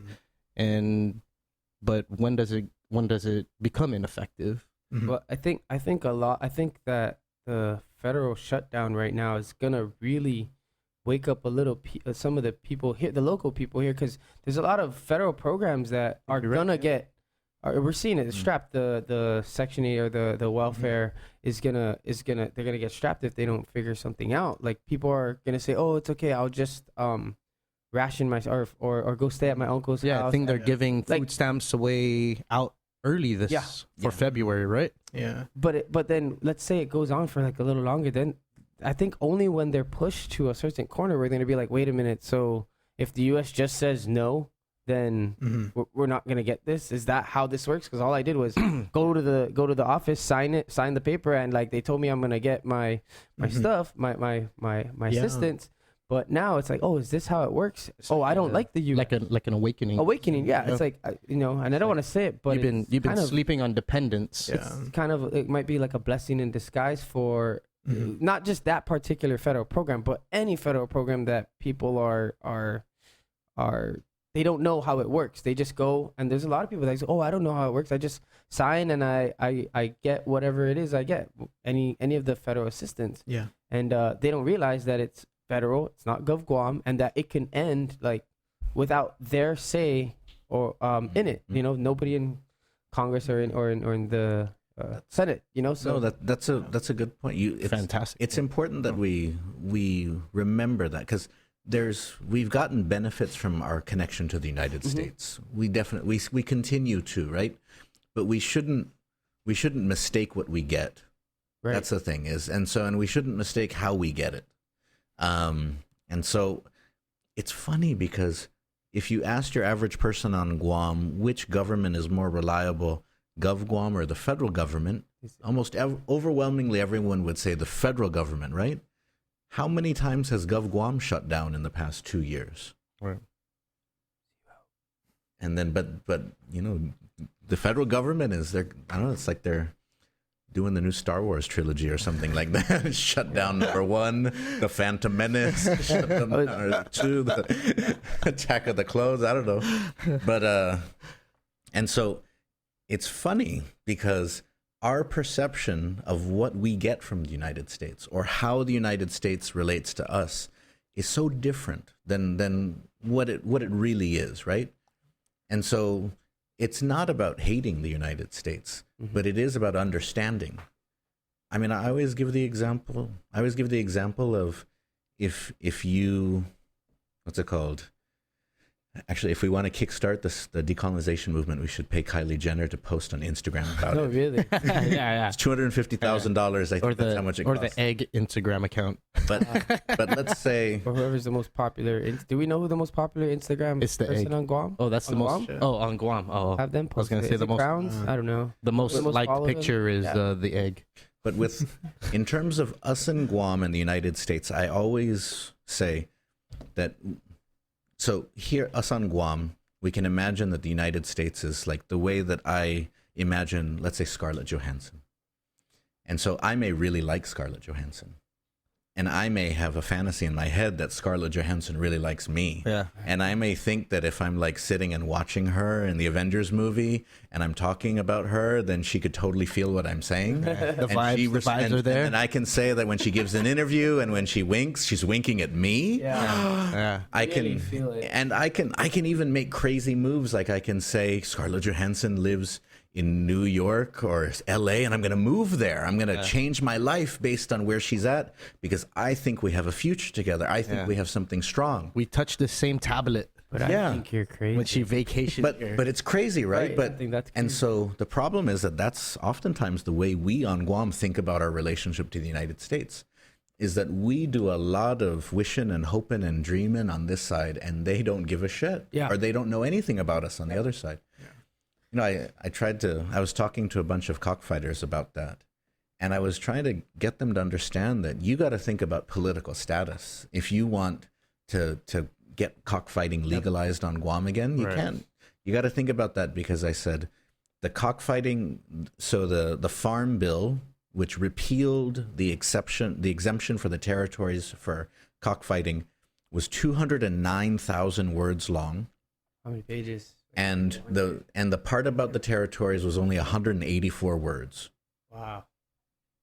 And it doesn't even put the word Guam. The word Guam doesn't even appear in that section. Neither does Puerto Rico. They weren't thinking about territories. They didn't care about the territories. They didn't know to list what to list. They just put How many territories do we have again? Just says just put territories. Get rid of it in them, because 184 words. That's like 3 paragraphs. And so that's the thing is, when you look at that, it was a third of a page. Yeah. It was a third of it wasn't even a full page. And so when you think about it, that's so, and I tried to tell like these cockfighters, I was like, something that is important to you, that is part of your culture, part of your livelihood.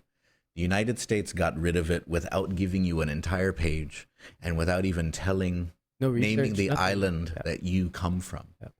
And I said, so think about that. So let's not pretend that we have this, like a warm and loving relationship with the United States. Sometimes we benefit, but a lot of times, volatile. Yeah, a lot of times there's disrespect, there's ignorance. I mean, it goes right back. Sorry, it goes back to what you were just saying. You know, I mean, when things start happening and you start losing certain things, people will start waking up in certain respects. Yeah. Yeah, it's just like they'll hopefully. I mean, I didn't mean to. I just wanted to make it clear. I wasn't pinpointing Section 8 or those welfare. That's just what's hot right now. Another thing that's hot is the H-2B stoppage from workers from Manila. And you know, they didn't do any studies on Guam that a lot of them come from the Philippines. It's really, a lot of it's probably because they speak English rather, you know, that's I think their second language. And then you have Chinese, Korean. That's the close, you know, those are the closest, most kind of easiest places to get workers. But Koreans, Chinese, do they speak good English? They only can probably work real well for like the Chinese companies, the Korean companies. Like they'll have no problem finding labor over there. But when you have all these local companies that kind of or American companies that here doing work, they speak English. Most of it's English. So it's hot right now. Mm-hmm. And for us to not even have been in that conversation of hey, well, you know, a lot of people come from there, this is the reason why, and you're including us with the rest of the mainland where the problem is, then you know we don't got any say, and it all trickles down to status. True. Mangi si Miguel, Mangi si Mike San Nicolas. Nice. Yeah, he should be all over that. I expect a heartfelt 1-page long Facebook post about that. Sponsored. But I like this guy. Just because I mean I hate to say it, because Chris Barnett had that piece where he was criticizing Mangi si Miguel. How can you reach him because he doesn't have an office open yet on island? Right? He doesn't have a temporary office up. And he says he won't have an office on Guam until March. And it's unfortunate because we already don't have much representation in Washington, D.C. But then there's clearly these issues on Guam, but he's not talking about them. He's not speaking to the people. He's got to be he's they call Guam the tip of the spear. He's the tip of Guam's spear. Yeah. In terms of the federal government, yeah. Yeah. But so everything, any laws, anything that comes straight from your Congress. political stylist. Yeah. Mm-hmm. And so that's the thing is you're so right though that they make these decisions and they don't think about how Guam is affected because Guam is a footnote right to the United States, and they think about their 50 states and that's it. And then if something they decide affects us. I mean, that's why Robert Underwood's told me once, the first time I interviewed him about his job in D.C., he said that the role of the non-voting delegate is to remind the United States that it has colonies, that it's got colonies, and that it can either make their lives better or it can make their lives worse, but it's got to remember that it controls their fate. But you can remain vocal and still see some sort of small change, right? Mm-hmm. And maybe that was the problem with the last delegate. I don't know. I didn't see much speeches on CNET or C-SPAN. CNET, C-SPAN. I don't know. Yeah. But it's I don't know. I think I lost my train of thought. I feel like we've absorbed so much information at this point. I feel like this past couple of years, especially since the military build-up's been kind of announced and that they made that decision to come here, and we now are important. I mean, a little bit more important than we were, or seemingly. They give us a little scrap here and there just to kind of not kind of make us outcry too much. So it's like, okay. So the HGB, we're sorry, here, you can have it back. And they were like, okay, it's fine and dandy now. We won't really complain as much because we're going to go back to the status quo. And I feel like that's kind of that notion that they're kind of doing, which is the federal government, meaning the federal government. And it's kind of interesting that you brought that up, the whole status quo. But I feel like that's kind of what they do. That's what it seems. Right. The cockfighting, they'll probably go make some noise about it, and they'll be like, oh, okay, so we'll just give you guys at least oops, sorry, we'll white it out, and or we'll take that page out, and you guys can have your cockfighting back, and now half the island is happy. Or there's a lot of people cockfight. Yeah. I don't cockfight. So there's a lot. It's a lot, man. We're just not there yet. Yeah. In our lives, but I'm pretty sure we'll. I've driven by the dome, and they're like, "Go away! Don't! We're closed. Even the parking lot's closed." So I don't know. I think it seems that way, and they'll give it back to us a little, and we'll kind of go and go hang out and play with their toys and be fine little kids. But what is the argument though? About. Right? Is it economics? Does it help the island economically? Is it more of a culturally driven fight for tradition? Something that was brought here possibly by the Spanish, I'm assuming.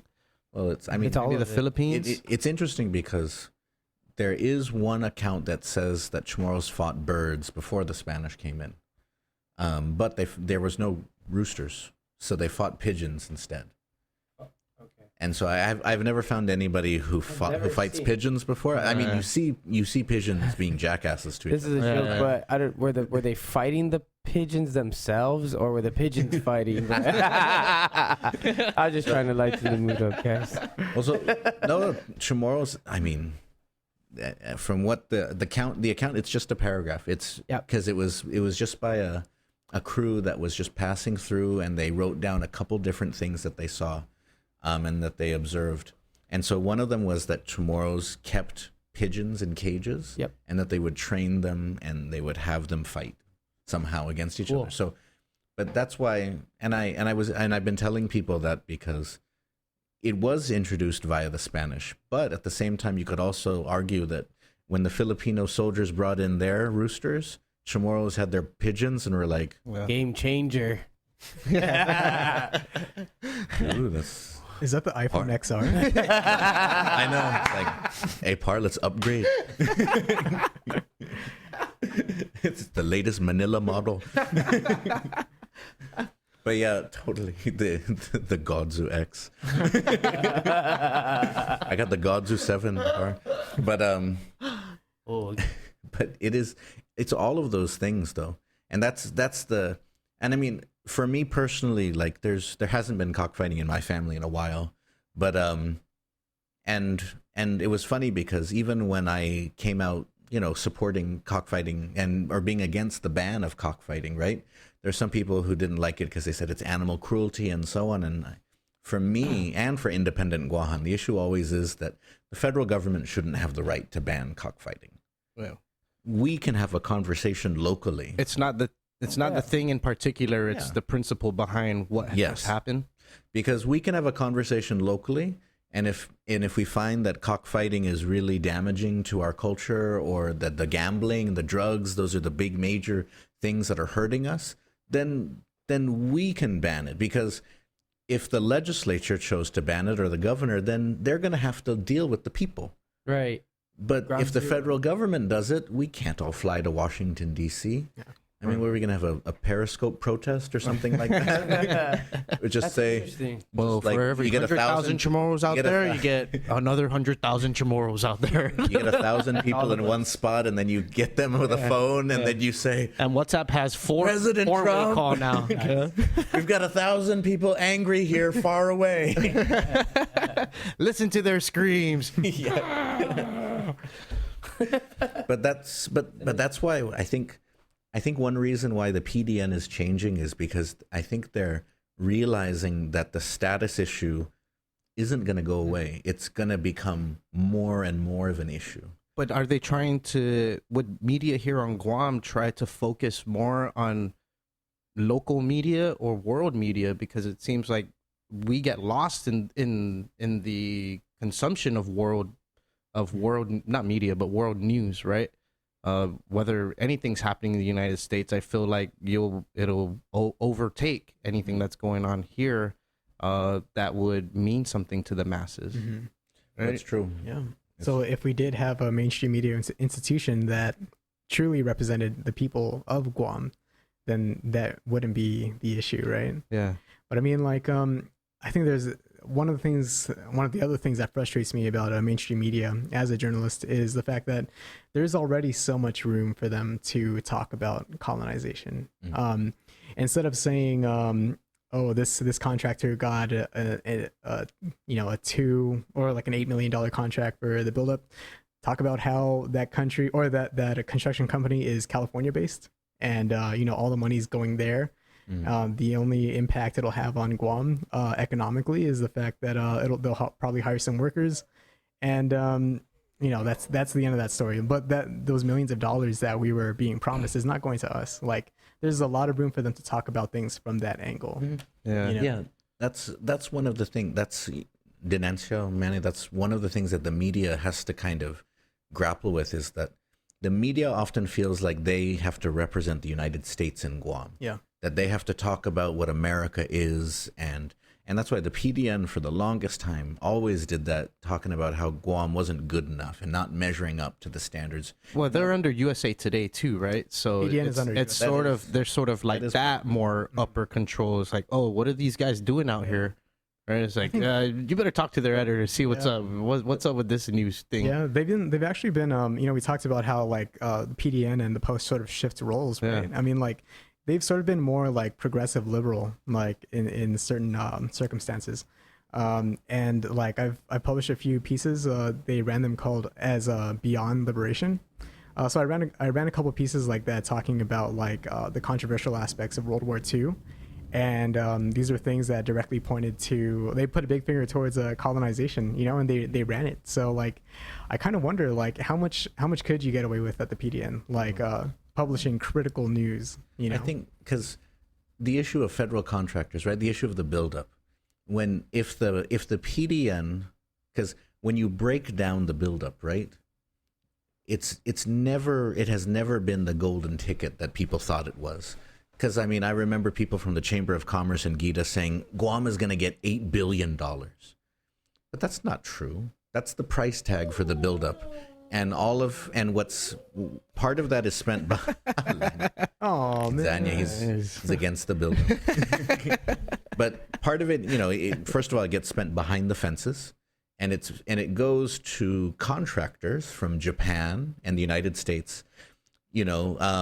They get that, and then very little of the money comes to Guam. So how does it benefit? And it's funny because even some contracting companies on island, who tend to be pro buildup, what they realize is that when the contracts come out, they get the smallest pieces. They get subcontracted because all of the big pots go to the friends in the Pentagon, go to the big companies that have established relationships with the military, and then maybe they will throw a couple bones down to the people here. And so for the PDN and for the business community, they may imagine that the buildup is great for them, but a lot of that is also pretending that you're in a great relationship with Scarlett Johansson, is because it's not really benefiting you. Because, and it's funny because sometimes if you talk to a contractor, they will see that truth, that there is some benefit, but it's never as large as you think it is. And other times they just kind of blindly say, the buildup is good for Guam, but the buildup is only good for certain people on Guam. Right? And a certain period. Oh, yeah. And then I always like to, whenever I talk to people about the buildup, I'm always like, if you own apartments, then the buildup is probably going to be good for you, because that's what, if you own an extra house, if you have something to rent, if you've got something to invest, then you can benefit from the buildup. If you don't, then the buildup is going to squeeze you. I mean, I saw it in where I stay, where suddenly there was this news that the buildup was going to happen. They were starting construction, and all these landlords started to raise their rates suddenly, like hundreds of dollars, to get rid of the locals so that they could bring in the military, who have the overseas housing allowance.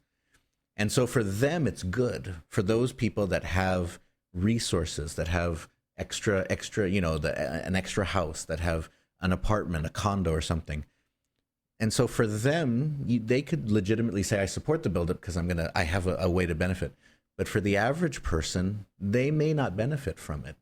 Do you think they understand, though?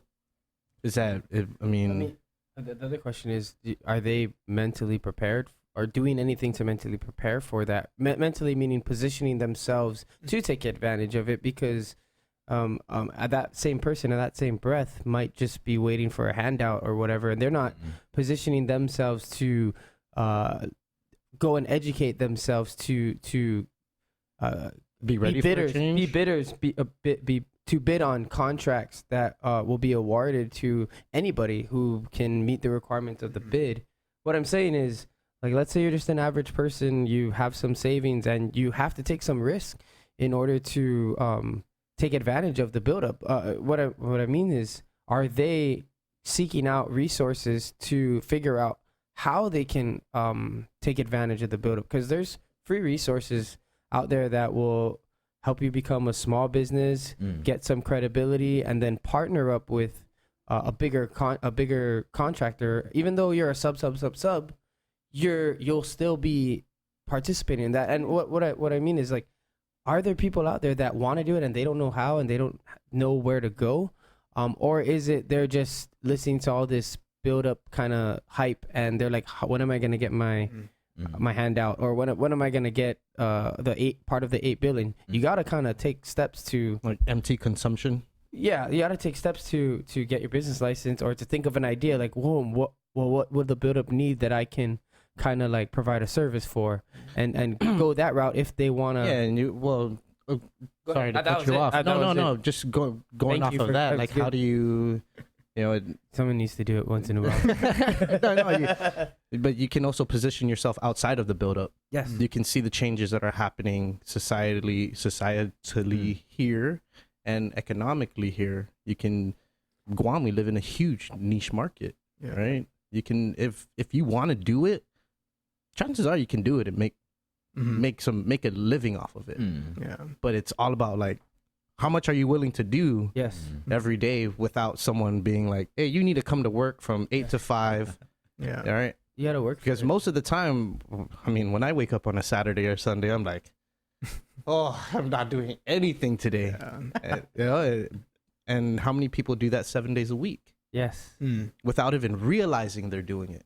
Yeah. Right. So you're talking about, like, an access to, like, the resources, right? And like how many people can capitalize on these things? It's there. But I mean, like, I think very few people can actually do those things, like you said, man. I mean, like, people are working 7 days a week, probably 2 to 3 jobs, trying to pay rent and shit, but like, what I was thinking about as you guys were talking was, like, sure, like, the buildup may be good for certain people, for property owners, right? But I mean, like, at an individual level, like, that may be good for you.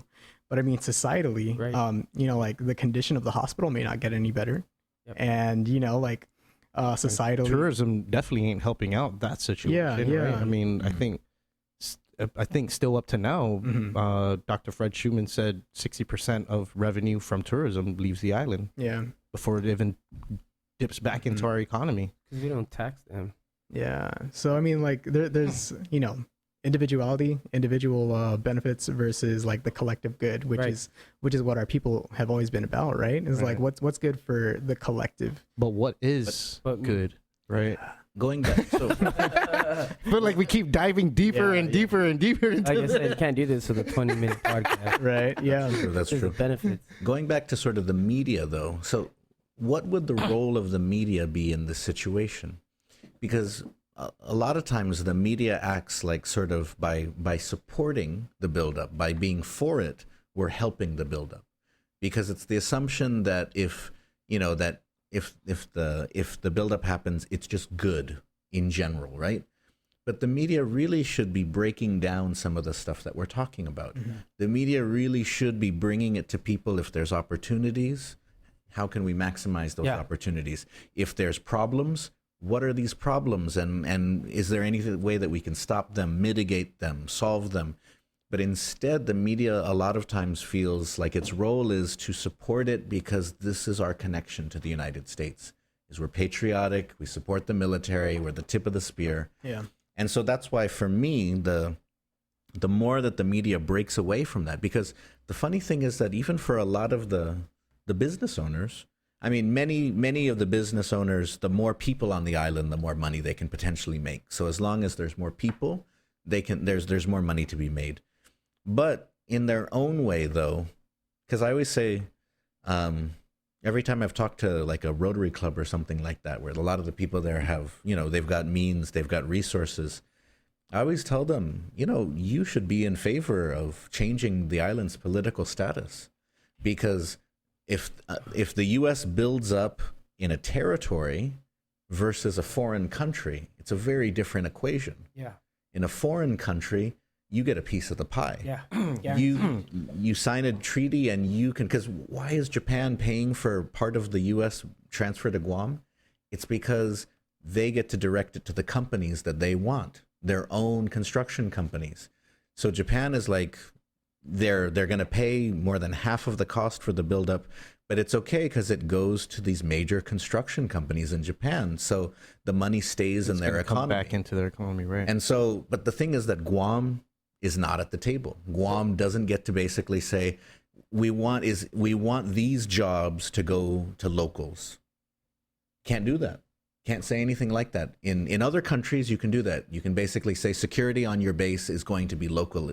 You can say that the janitorial service has to be hired locally. Or you can actually rent the land that the base is on, Camp Lemonnier in Djibouti, right? That's true. I think it's Djibouti. But that's I think the U.S. pays about $16 billion a year. And so so that's why to have that base. Yeah. And we have a situation here. Confirm that for me, Matt. But we always want to be looking to the future, because the situation we have now is not the best. Right. We benefit, but what we benefit, we kind of get indirect benefits. We get crumbs in a lot of ways. It's kind of like you get the shish kebab money that soldiers spend when they leave the base, which is something, but it's not what you could be getting considering how much money comes into Guam from the federal government. Yeah. Nice. And so that's why, but that's part of that conversation, that decolonization conversation. You want to be putting it out there, and the media plays an important role in whether people think that decolonization is something we should all be thinking about, or something that only crazy people think about. And the way, and maybe the way that the media is portraying it, right, is... Oh, man. That, when I zakus is scarred.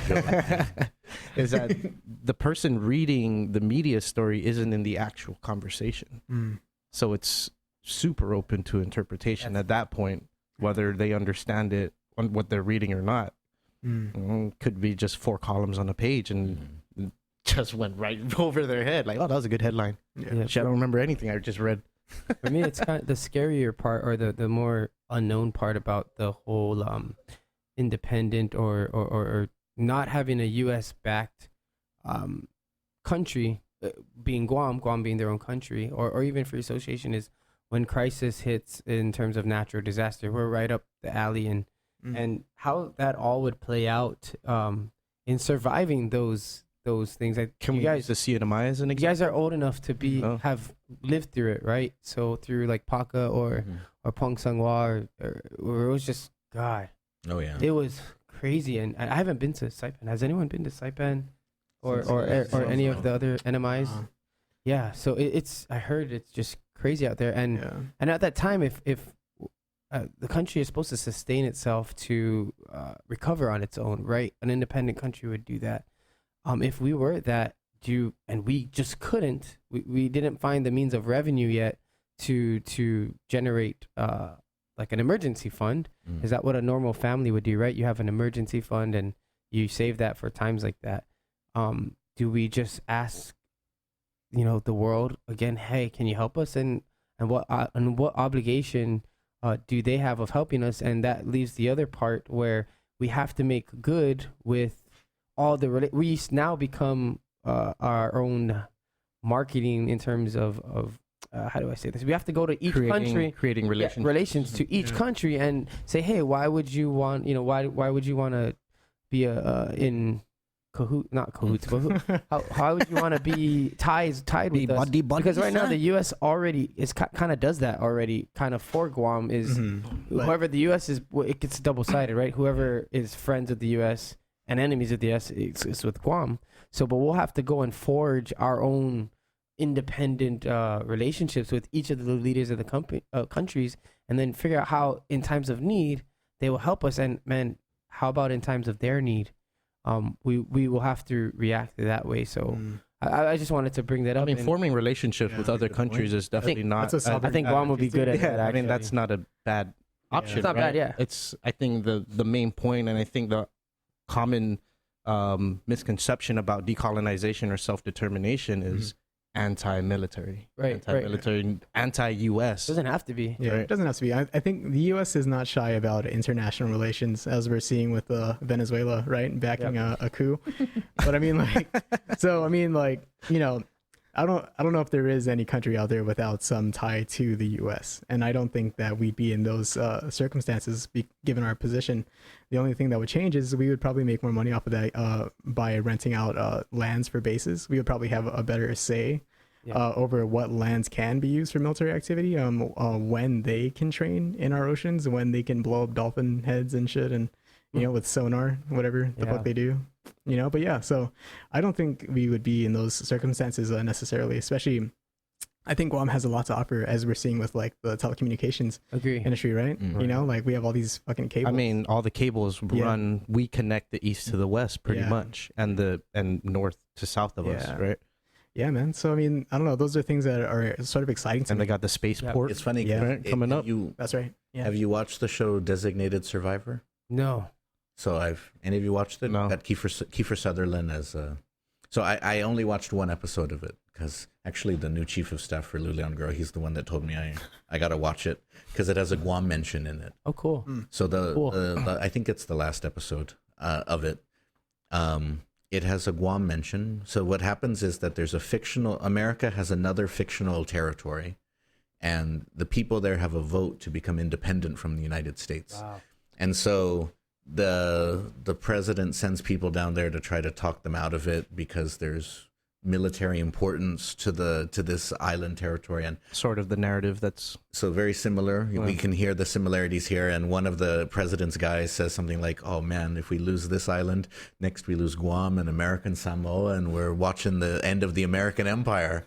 And so but what happens though is that as the government and this island is pushing for independence, they get hit by a storm, a tsunami. Wow. Okay. And so then the United States, though, it can't, the U.S. Congress refuses to give them money because they want to become independent. Right. But the president says, I'm going to use my emergency powers to have the military deployed to give them, I'm going to say that there's riots in the streets and looting, so I can deploy the military to give them aid. And then after he does that, then the leaders of the island say, as soon as we get power back and everything goes back to normal, we're going to request to be a territory of the United States again. It is an insane sort of proposition, but but probable too. Yeah, it's very, very could happen. But yeah, you can download it. It's interesting. What is it called? Designated Survivor. Okay. But Spencer too. But one of the things that we have to think about is that Puerto Rico is a very important territory for the United States, and Puerto Rico got treated like crap after they had their hurricane last year. Yeah, and you had support sitting outside their ports trying to give aid, but because of the Jones Act. Yeah. I mean, and then that actually just the brings fact me that they tried to lower the death count. That the death count was thousands, and they tried to kind of pretend that it was just like a couple dozen. Yeah. And then Mike St. Nicholas was just there. I'm sure he can tell us all on his next very exciting and I can tell you guys are big fans. Post. But you guys. but the problem though is that if you're a territory, you can't expect to be treated with respect. Like that's the thing, is that territory is all about you get whatever treatment they want to give you because you belong to them. Right. Like a kid being a kid. Yeah. Or kind of more like being a slave or a kidnapped victim. Yeah. Because a kid you're supposed to treat. Slave, then. Yeah. There you go. And so that's why child labor. Yes. As a territory, you're always kind of, they can treat you really well 1 second and they can treat you like crap the next second. And it's part of the same system. Because it's, and I always say that people from 49 states may hate people who come from Alabama. You could have all 49 states hating Alabama, but Alabama still gets treated with a level of respect because it's part of the 50, even if everyone can't stand it, for example. As a territory, you're not entitled to be treated with respect. You belong to the United States. And and that's why part of the reason why you want to change the status is because we've been talking about federal programs, federal aid. The United States can always cut off aid as a territory. I mean, there's been talk for years about reducing food stamps, and they've been reducing food stamps every year to Guam. And the thing is, you can't complain about it because as a territory, you get what we give you. You don't, as the Obama administration and the Trump administration, as they have both argued, you live in a territory, you receive privileges from the United States. Student loans for college students, those are privileges. Section 8, privilege. Food stamps, privilege. Everything, having a government, privilege. None of those things are rights because you live in a territory. And so it's this weird thing that we don't always notice, but it's underneath it all. And when something like the cockfighting ban happens, or when something like the H2B thing happens, then a lot more people realize it. But we would wish that the media would engage with that rather than trying to tell people it's okay because we're an American territory, to remind them that this is because we are a territory. And that if we don't want this to happen again, we should push for becoming a state, becoming independent, becoming freely associated, something where we've got a defined relationship. What would be the most seamless process? I mean, of course, there's no... Okay, I guess I know what you guys are going to say. You know what I mean? But it's cumbersome.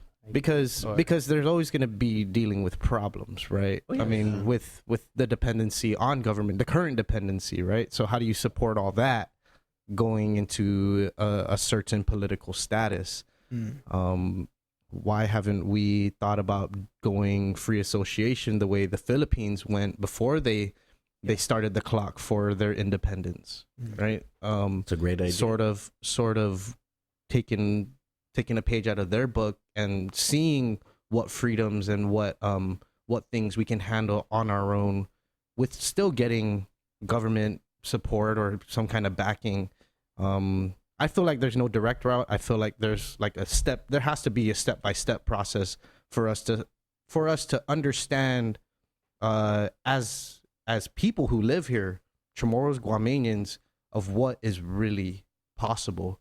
Because we can be our leaders of independent Guam can be treated, brought to China, dined and wined, given all the nice luxuries and royalties, being treated like royalty, and they'll be like, okay, we want to build a utilities plant there and power all your stuff. Don't worry, just pay us back until we can, right? And then we owe money to a place, and now we're in debt to play in a place, we're in a different kind of handcuff, right? It's true. That's why one of the reasons why I feel like independence is, and not just independence, but just this conversation is important, is because in Guam we kind of don't take the governing of our island seriously enough. That a lot of times we just kind of, your average person or your average leader feels like Uncle Sam's going to always take care of us. And it's not if you live on an island where a typhoon hits and your port is closed for a week, it's The Walking Dead by week 2. Right. If food's not coming in, oh my goodness, imagine what happened if there's no internet on the island. Oh my goodness, you would have roving street gangs of kids who'd be like, I can't play Fortnite. I'm going to fuck up somebody. I don't know why kids have old tomorrow. I can't play my Fortnite, boy. I'm sorry. Then I was going to fuck. Because it's also old guys. I was going to fuck out that cocksucker pot gun, but I can't because there's no internet now. But so you think about that, and it's kind of like our relationship to the United States. It gives us a cushion. But in a way, it keeps us from taking care of some things that we need to do, right? For sure. And so I like talking about this, and I like promoting these ideas because no matter what status, but independence most of all, it gets us thinking about how we can take better care of this island. Right. Pushing the corner, kind of. Yeah. Forced to figure it out. I was telling someone just today, I think, was if Guam had independence, like right now we have no idea how that's gonna go, but I feel like as independence or free association, whatever we determine or whatever is determined, Guam will kind of figure it out. They're resilient enough to survive and just to kind of figure it out. I don't think it'll be too big of a deal in a way where I think we'll figure it out, eventually figure it out, come together, figure it out. But I think the part is like, a bad analogy just keeps coming into my head. So you eventually figure out how to wipe your ass, right? Yeah, you don't always get it right every time you do it. Yeah, you don't get it right on the first shot. Yeah, you just got to try again. And it's bad. I mean, but it was just like boiling in my head. I had to share it.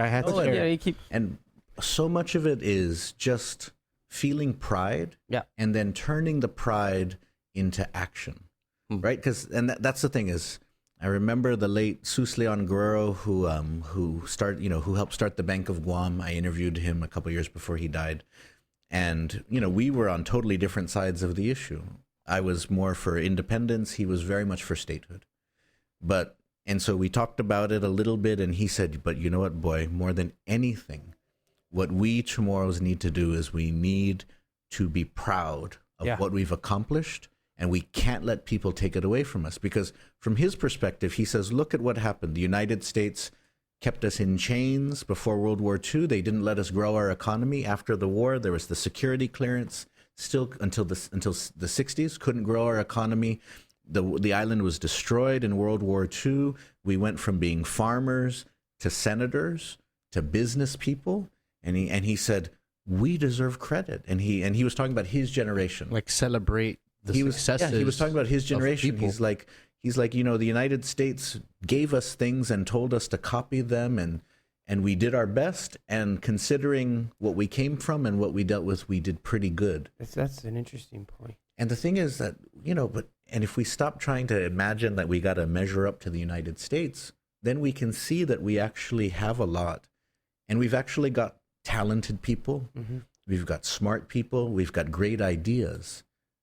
But there's always this specter that we're supposed to measure up to the United States. It's like, no, forget it. Let's do something that works for us. And if it works on both, that's good. But let's think about something that works for us. I mean, we're an island on the edge of Asia. We're the hub for Micronesia. We're a couple of hours away from all of the capitals of Asia. We could be the next Singapore. Yeah, you said it. Hub. Next, we could do that, but we could never do that as a territory of the United States. Right. But with more freedom, we could absolutely do that. Now, I'm sure we would fuck up. I'm sure we would make some mistakes. And it'll all depend on how well we can learn. We learn the lessons of those who came before. We learn the lessons of other places that went down paths that we don't want to. So when you're talking about like China, oh my goodness, China's got they're taking over subprime loans. The Pacific, China's parts of the turning Pacific, the world. Pacific, Africa. They call it subtle warfare. Yeah. China's turning the world into. You don't need to shed blood no more to Las Vegas to 10 years ago. Yeah. When a lot of Chamorros lost their houses because they signed up for those subprime loans. And so we'd have to know, and we'd have to think this may look like a sweet deal, but we've learned the lessons that others have before. Mm-hmm. And so we know not to shake that hand. We know that if we're going to deal with China, let's get a different deal, or let's even refuse. Let's pass on this deal if we can see the strings attached to it. And so, but that means trusting in ourselves. Like believing that we can do it, and then once we're at that point, taking great care with the choices that we make. Word. Sure. And so, but we can do it. Whenever somebody, it's funny because some of the people that resist independence the most are older Chamorros. Yeah. And then I always tell them, I'm like, but I sat down with people from the World War II generation. I interviewed them when they were older, looking back on their lives. I talked to them about their stories.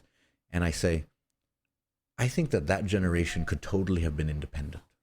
I think that they could have run an independent Guahan just fine. And I think that we can still learn the strength that they had, the intelligence that they had, sort of the will that they had to survive the war, to rebuild the island, to put up with a lot of crap and shit thrown at them from the United States, but to still create a better island for the next generation. I'm inspired by that generation, and that generation's strength can still be with us, but we got to find it, that greatest generation. And so whenever I meet an older Chamorro who says, I say, but think about your parents. I say, think about somebody like BJ Berdallo, FB Leon Guerrero, Pedro Martinez. Think about Dick Titano, Tony Wampat. Even think about Paul Calvo, Joe Ada. Think about all of these guys who helped build the island we have today. And they made some mistakes. It's not perfect, but they did a lot. And we can learn even more. And then I always love that conversation because they're saying, you're right, we could do it. And I always say, but we have to adapt. So what was it that they did to feed their families, to sustain the village, to keep things together? How can we do that but in a modern world? Right. So how can we reduce our import dependency?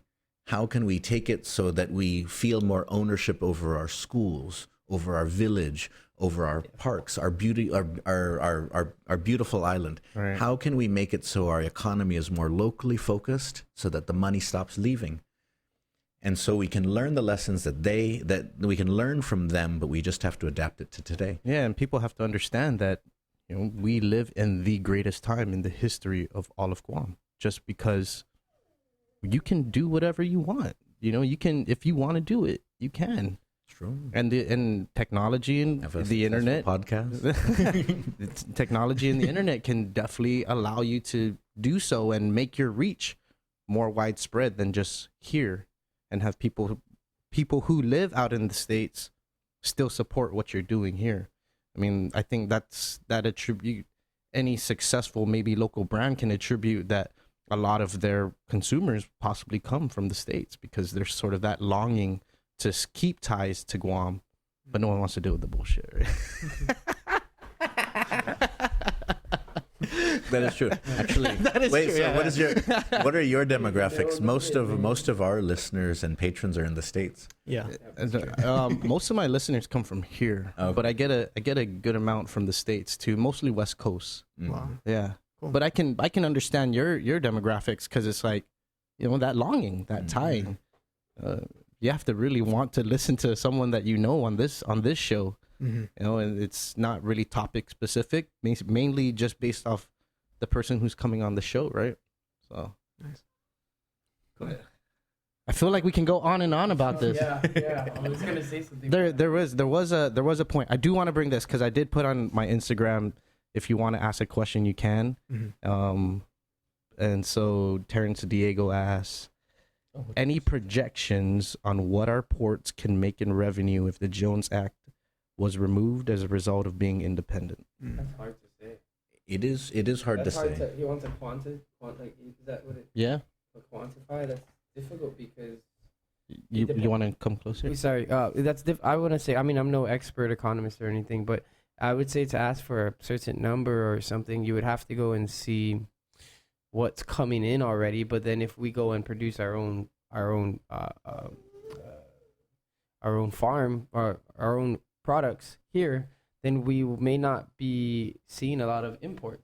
So then it's kind of hard to determine. But the repeal of the Jones Act doesn't have to be a result of independence, right? Right. No, That's true. Although it would be hard to get the Jones Act repealed as a territory. John McCain has failed or something. Because he's the only one that fought for it. Because fought against it. Yeah.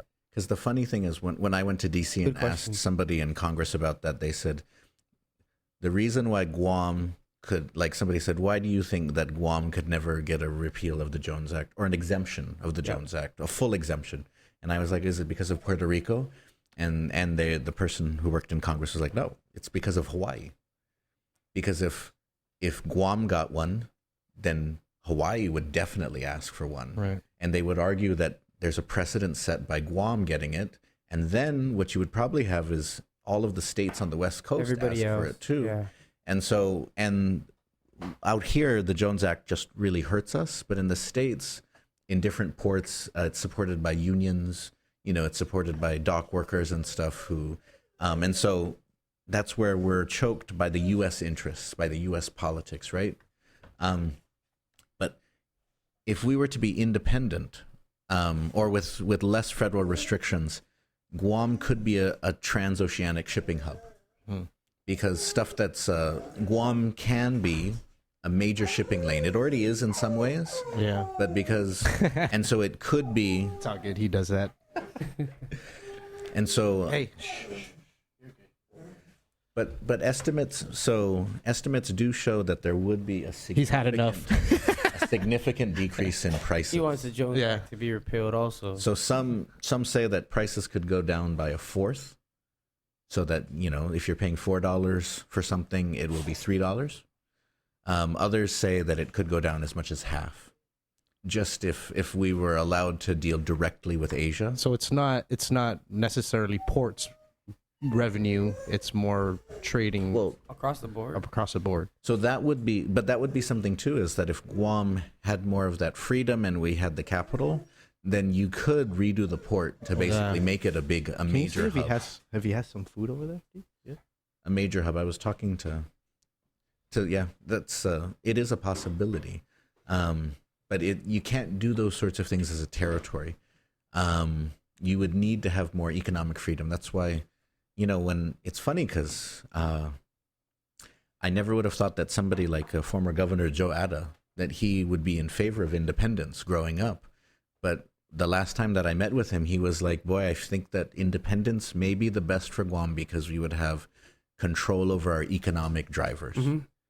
And because statehood offers things too, but statehood doesn't offer you full control over your economic drivers because your economic drivers are caught in the policies of the United States, right? So you may want your minimum wage to be a little bit lower, but there's this minimum wage, it's got to match whatever the federal government says, right?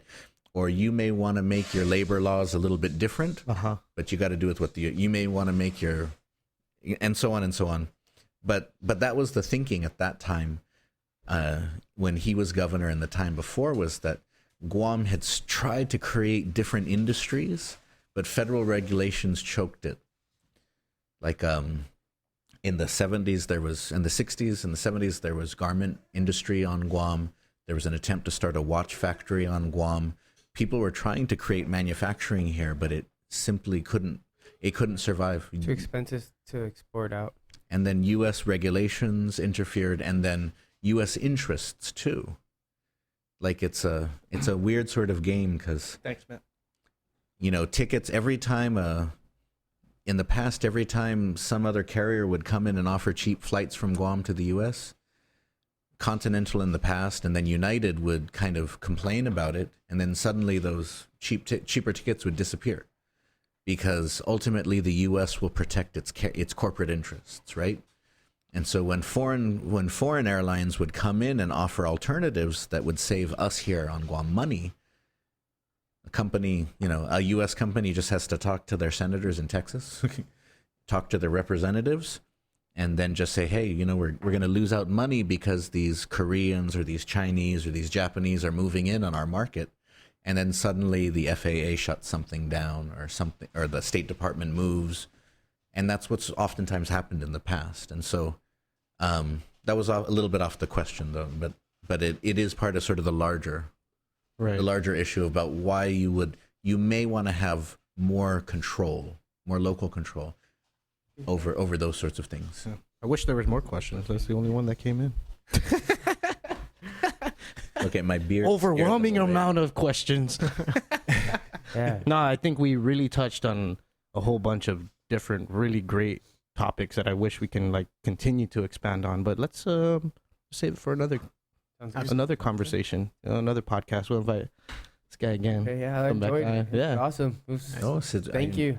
I enjoyed that too. I enjoyed your questions and great conversation. Absolutely. Yeah. Plug your podcast. Plug anything you like. Whatever you guys. So remember, Fanachu is the podcast for independent Guahan, and we live stream at present every Sunday afternoon, about 2:30, 3 o'clock. And if you sign up as a patron for Patreon, as a Hugwa or Tulu member for $10, $15 a month, you get access to special podcasts such as the Radical History, Secret Guam History podcast, and also Radical Readings. An extra 30 minutes of content, right? And if I'm talkative, it's an extra 40 minutes of content. Yeah. He's feeling it. But yeah, and thank you to all of you out there that make independent media, alternative media like Master Random, Fanachu, and others possible. I mean, it's the thing about a democracy is that you can drive the content. If there's a voice out there that's creating the content you like, that's telling the stories you like providing a platform for the voices you want to hear, then support them. And subscribe, donate money. What's it called? Give me that Sinsuli money. Just kidding. Lo Sidzus Masi. Thank you, guys. Anything else? Good, man. Thanks for having us. If you guys want to share this on your podcast too, just let me know and I can send you the audio file. Absolutely. Yeah. Be a nice cross collaboration sort of episode. Yeah. Shoot. Yeah. Awesome. And thank you, man. Holy awesome. shit. Thank you, guys. Dude. I'm back on the podcast. Dude. Nice. Dude, it's literally like been years. Fucking years. Yeah, years. It's been years. Awesome. And for the first maybe year that you were really heavily a part of it, he was in Hawaii. Yeah, that's right. Yep. I remember. Yeah. I remember seeing your face on the split screen. Now.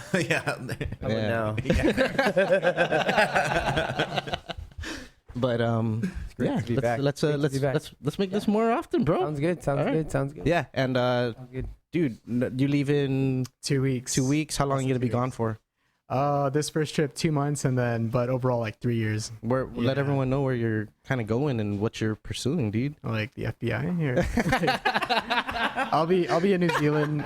If you're from Guam, you're Chamorro, whatever, hit me up. I'll be there.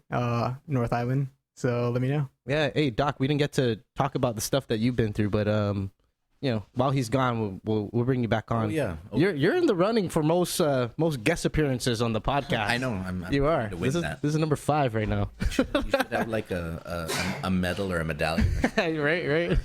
Little a little stamp card. Yeah. Because it's an honor, especially because you have 100. I believe you guys are 173 or 174. Nice. Matt's been here since 120, so he's about 50 episodes in, and nice.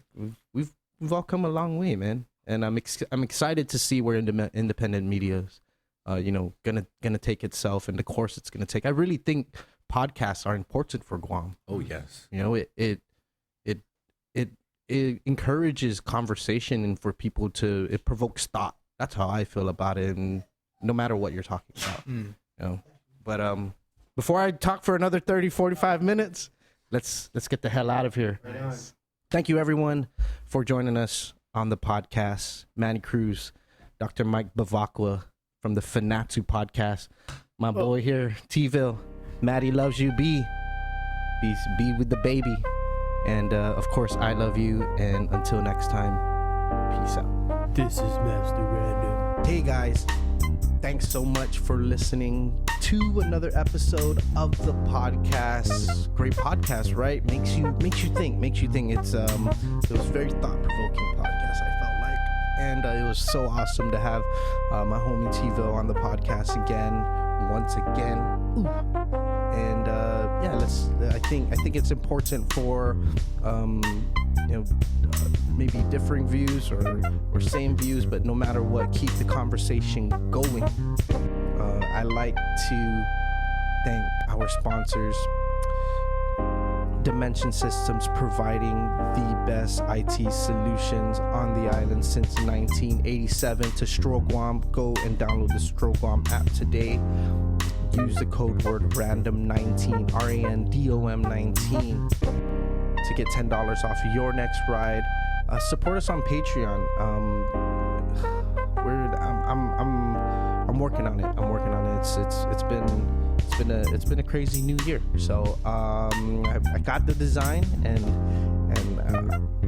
I'll share with you guys soon on my Patreons. Thank you, patrons, for supporting the podcast up to this very day.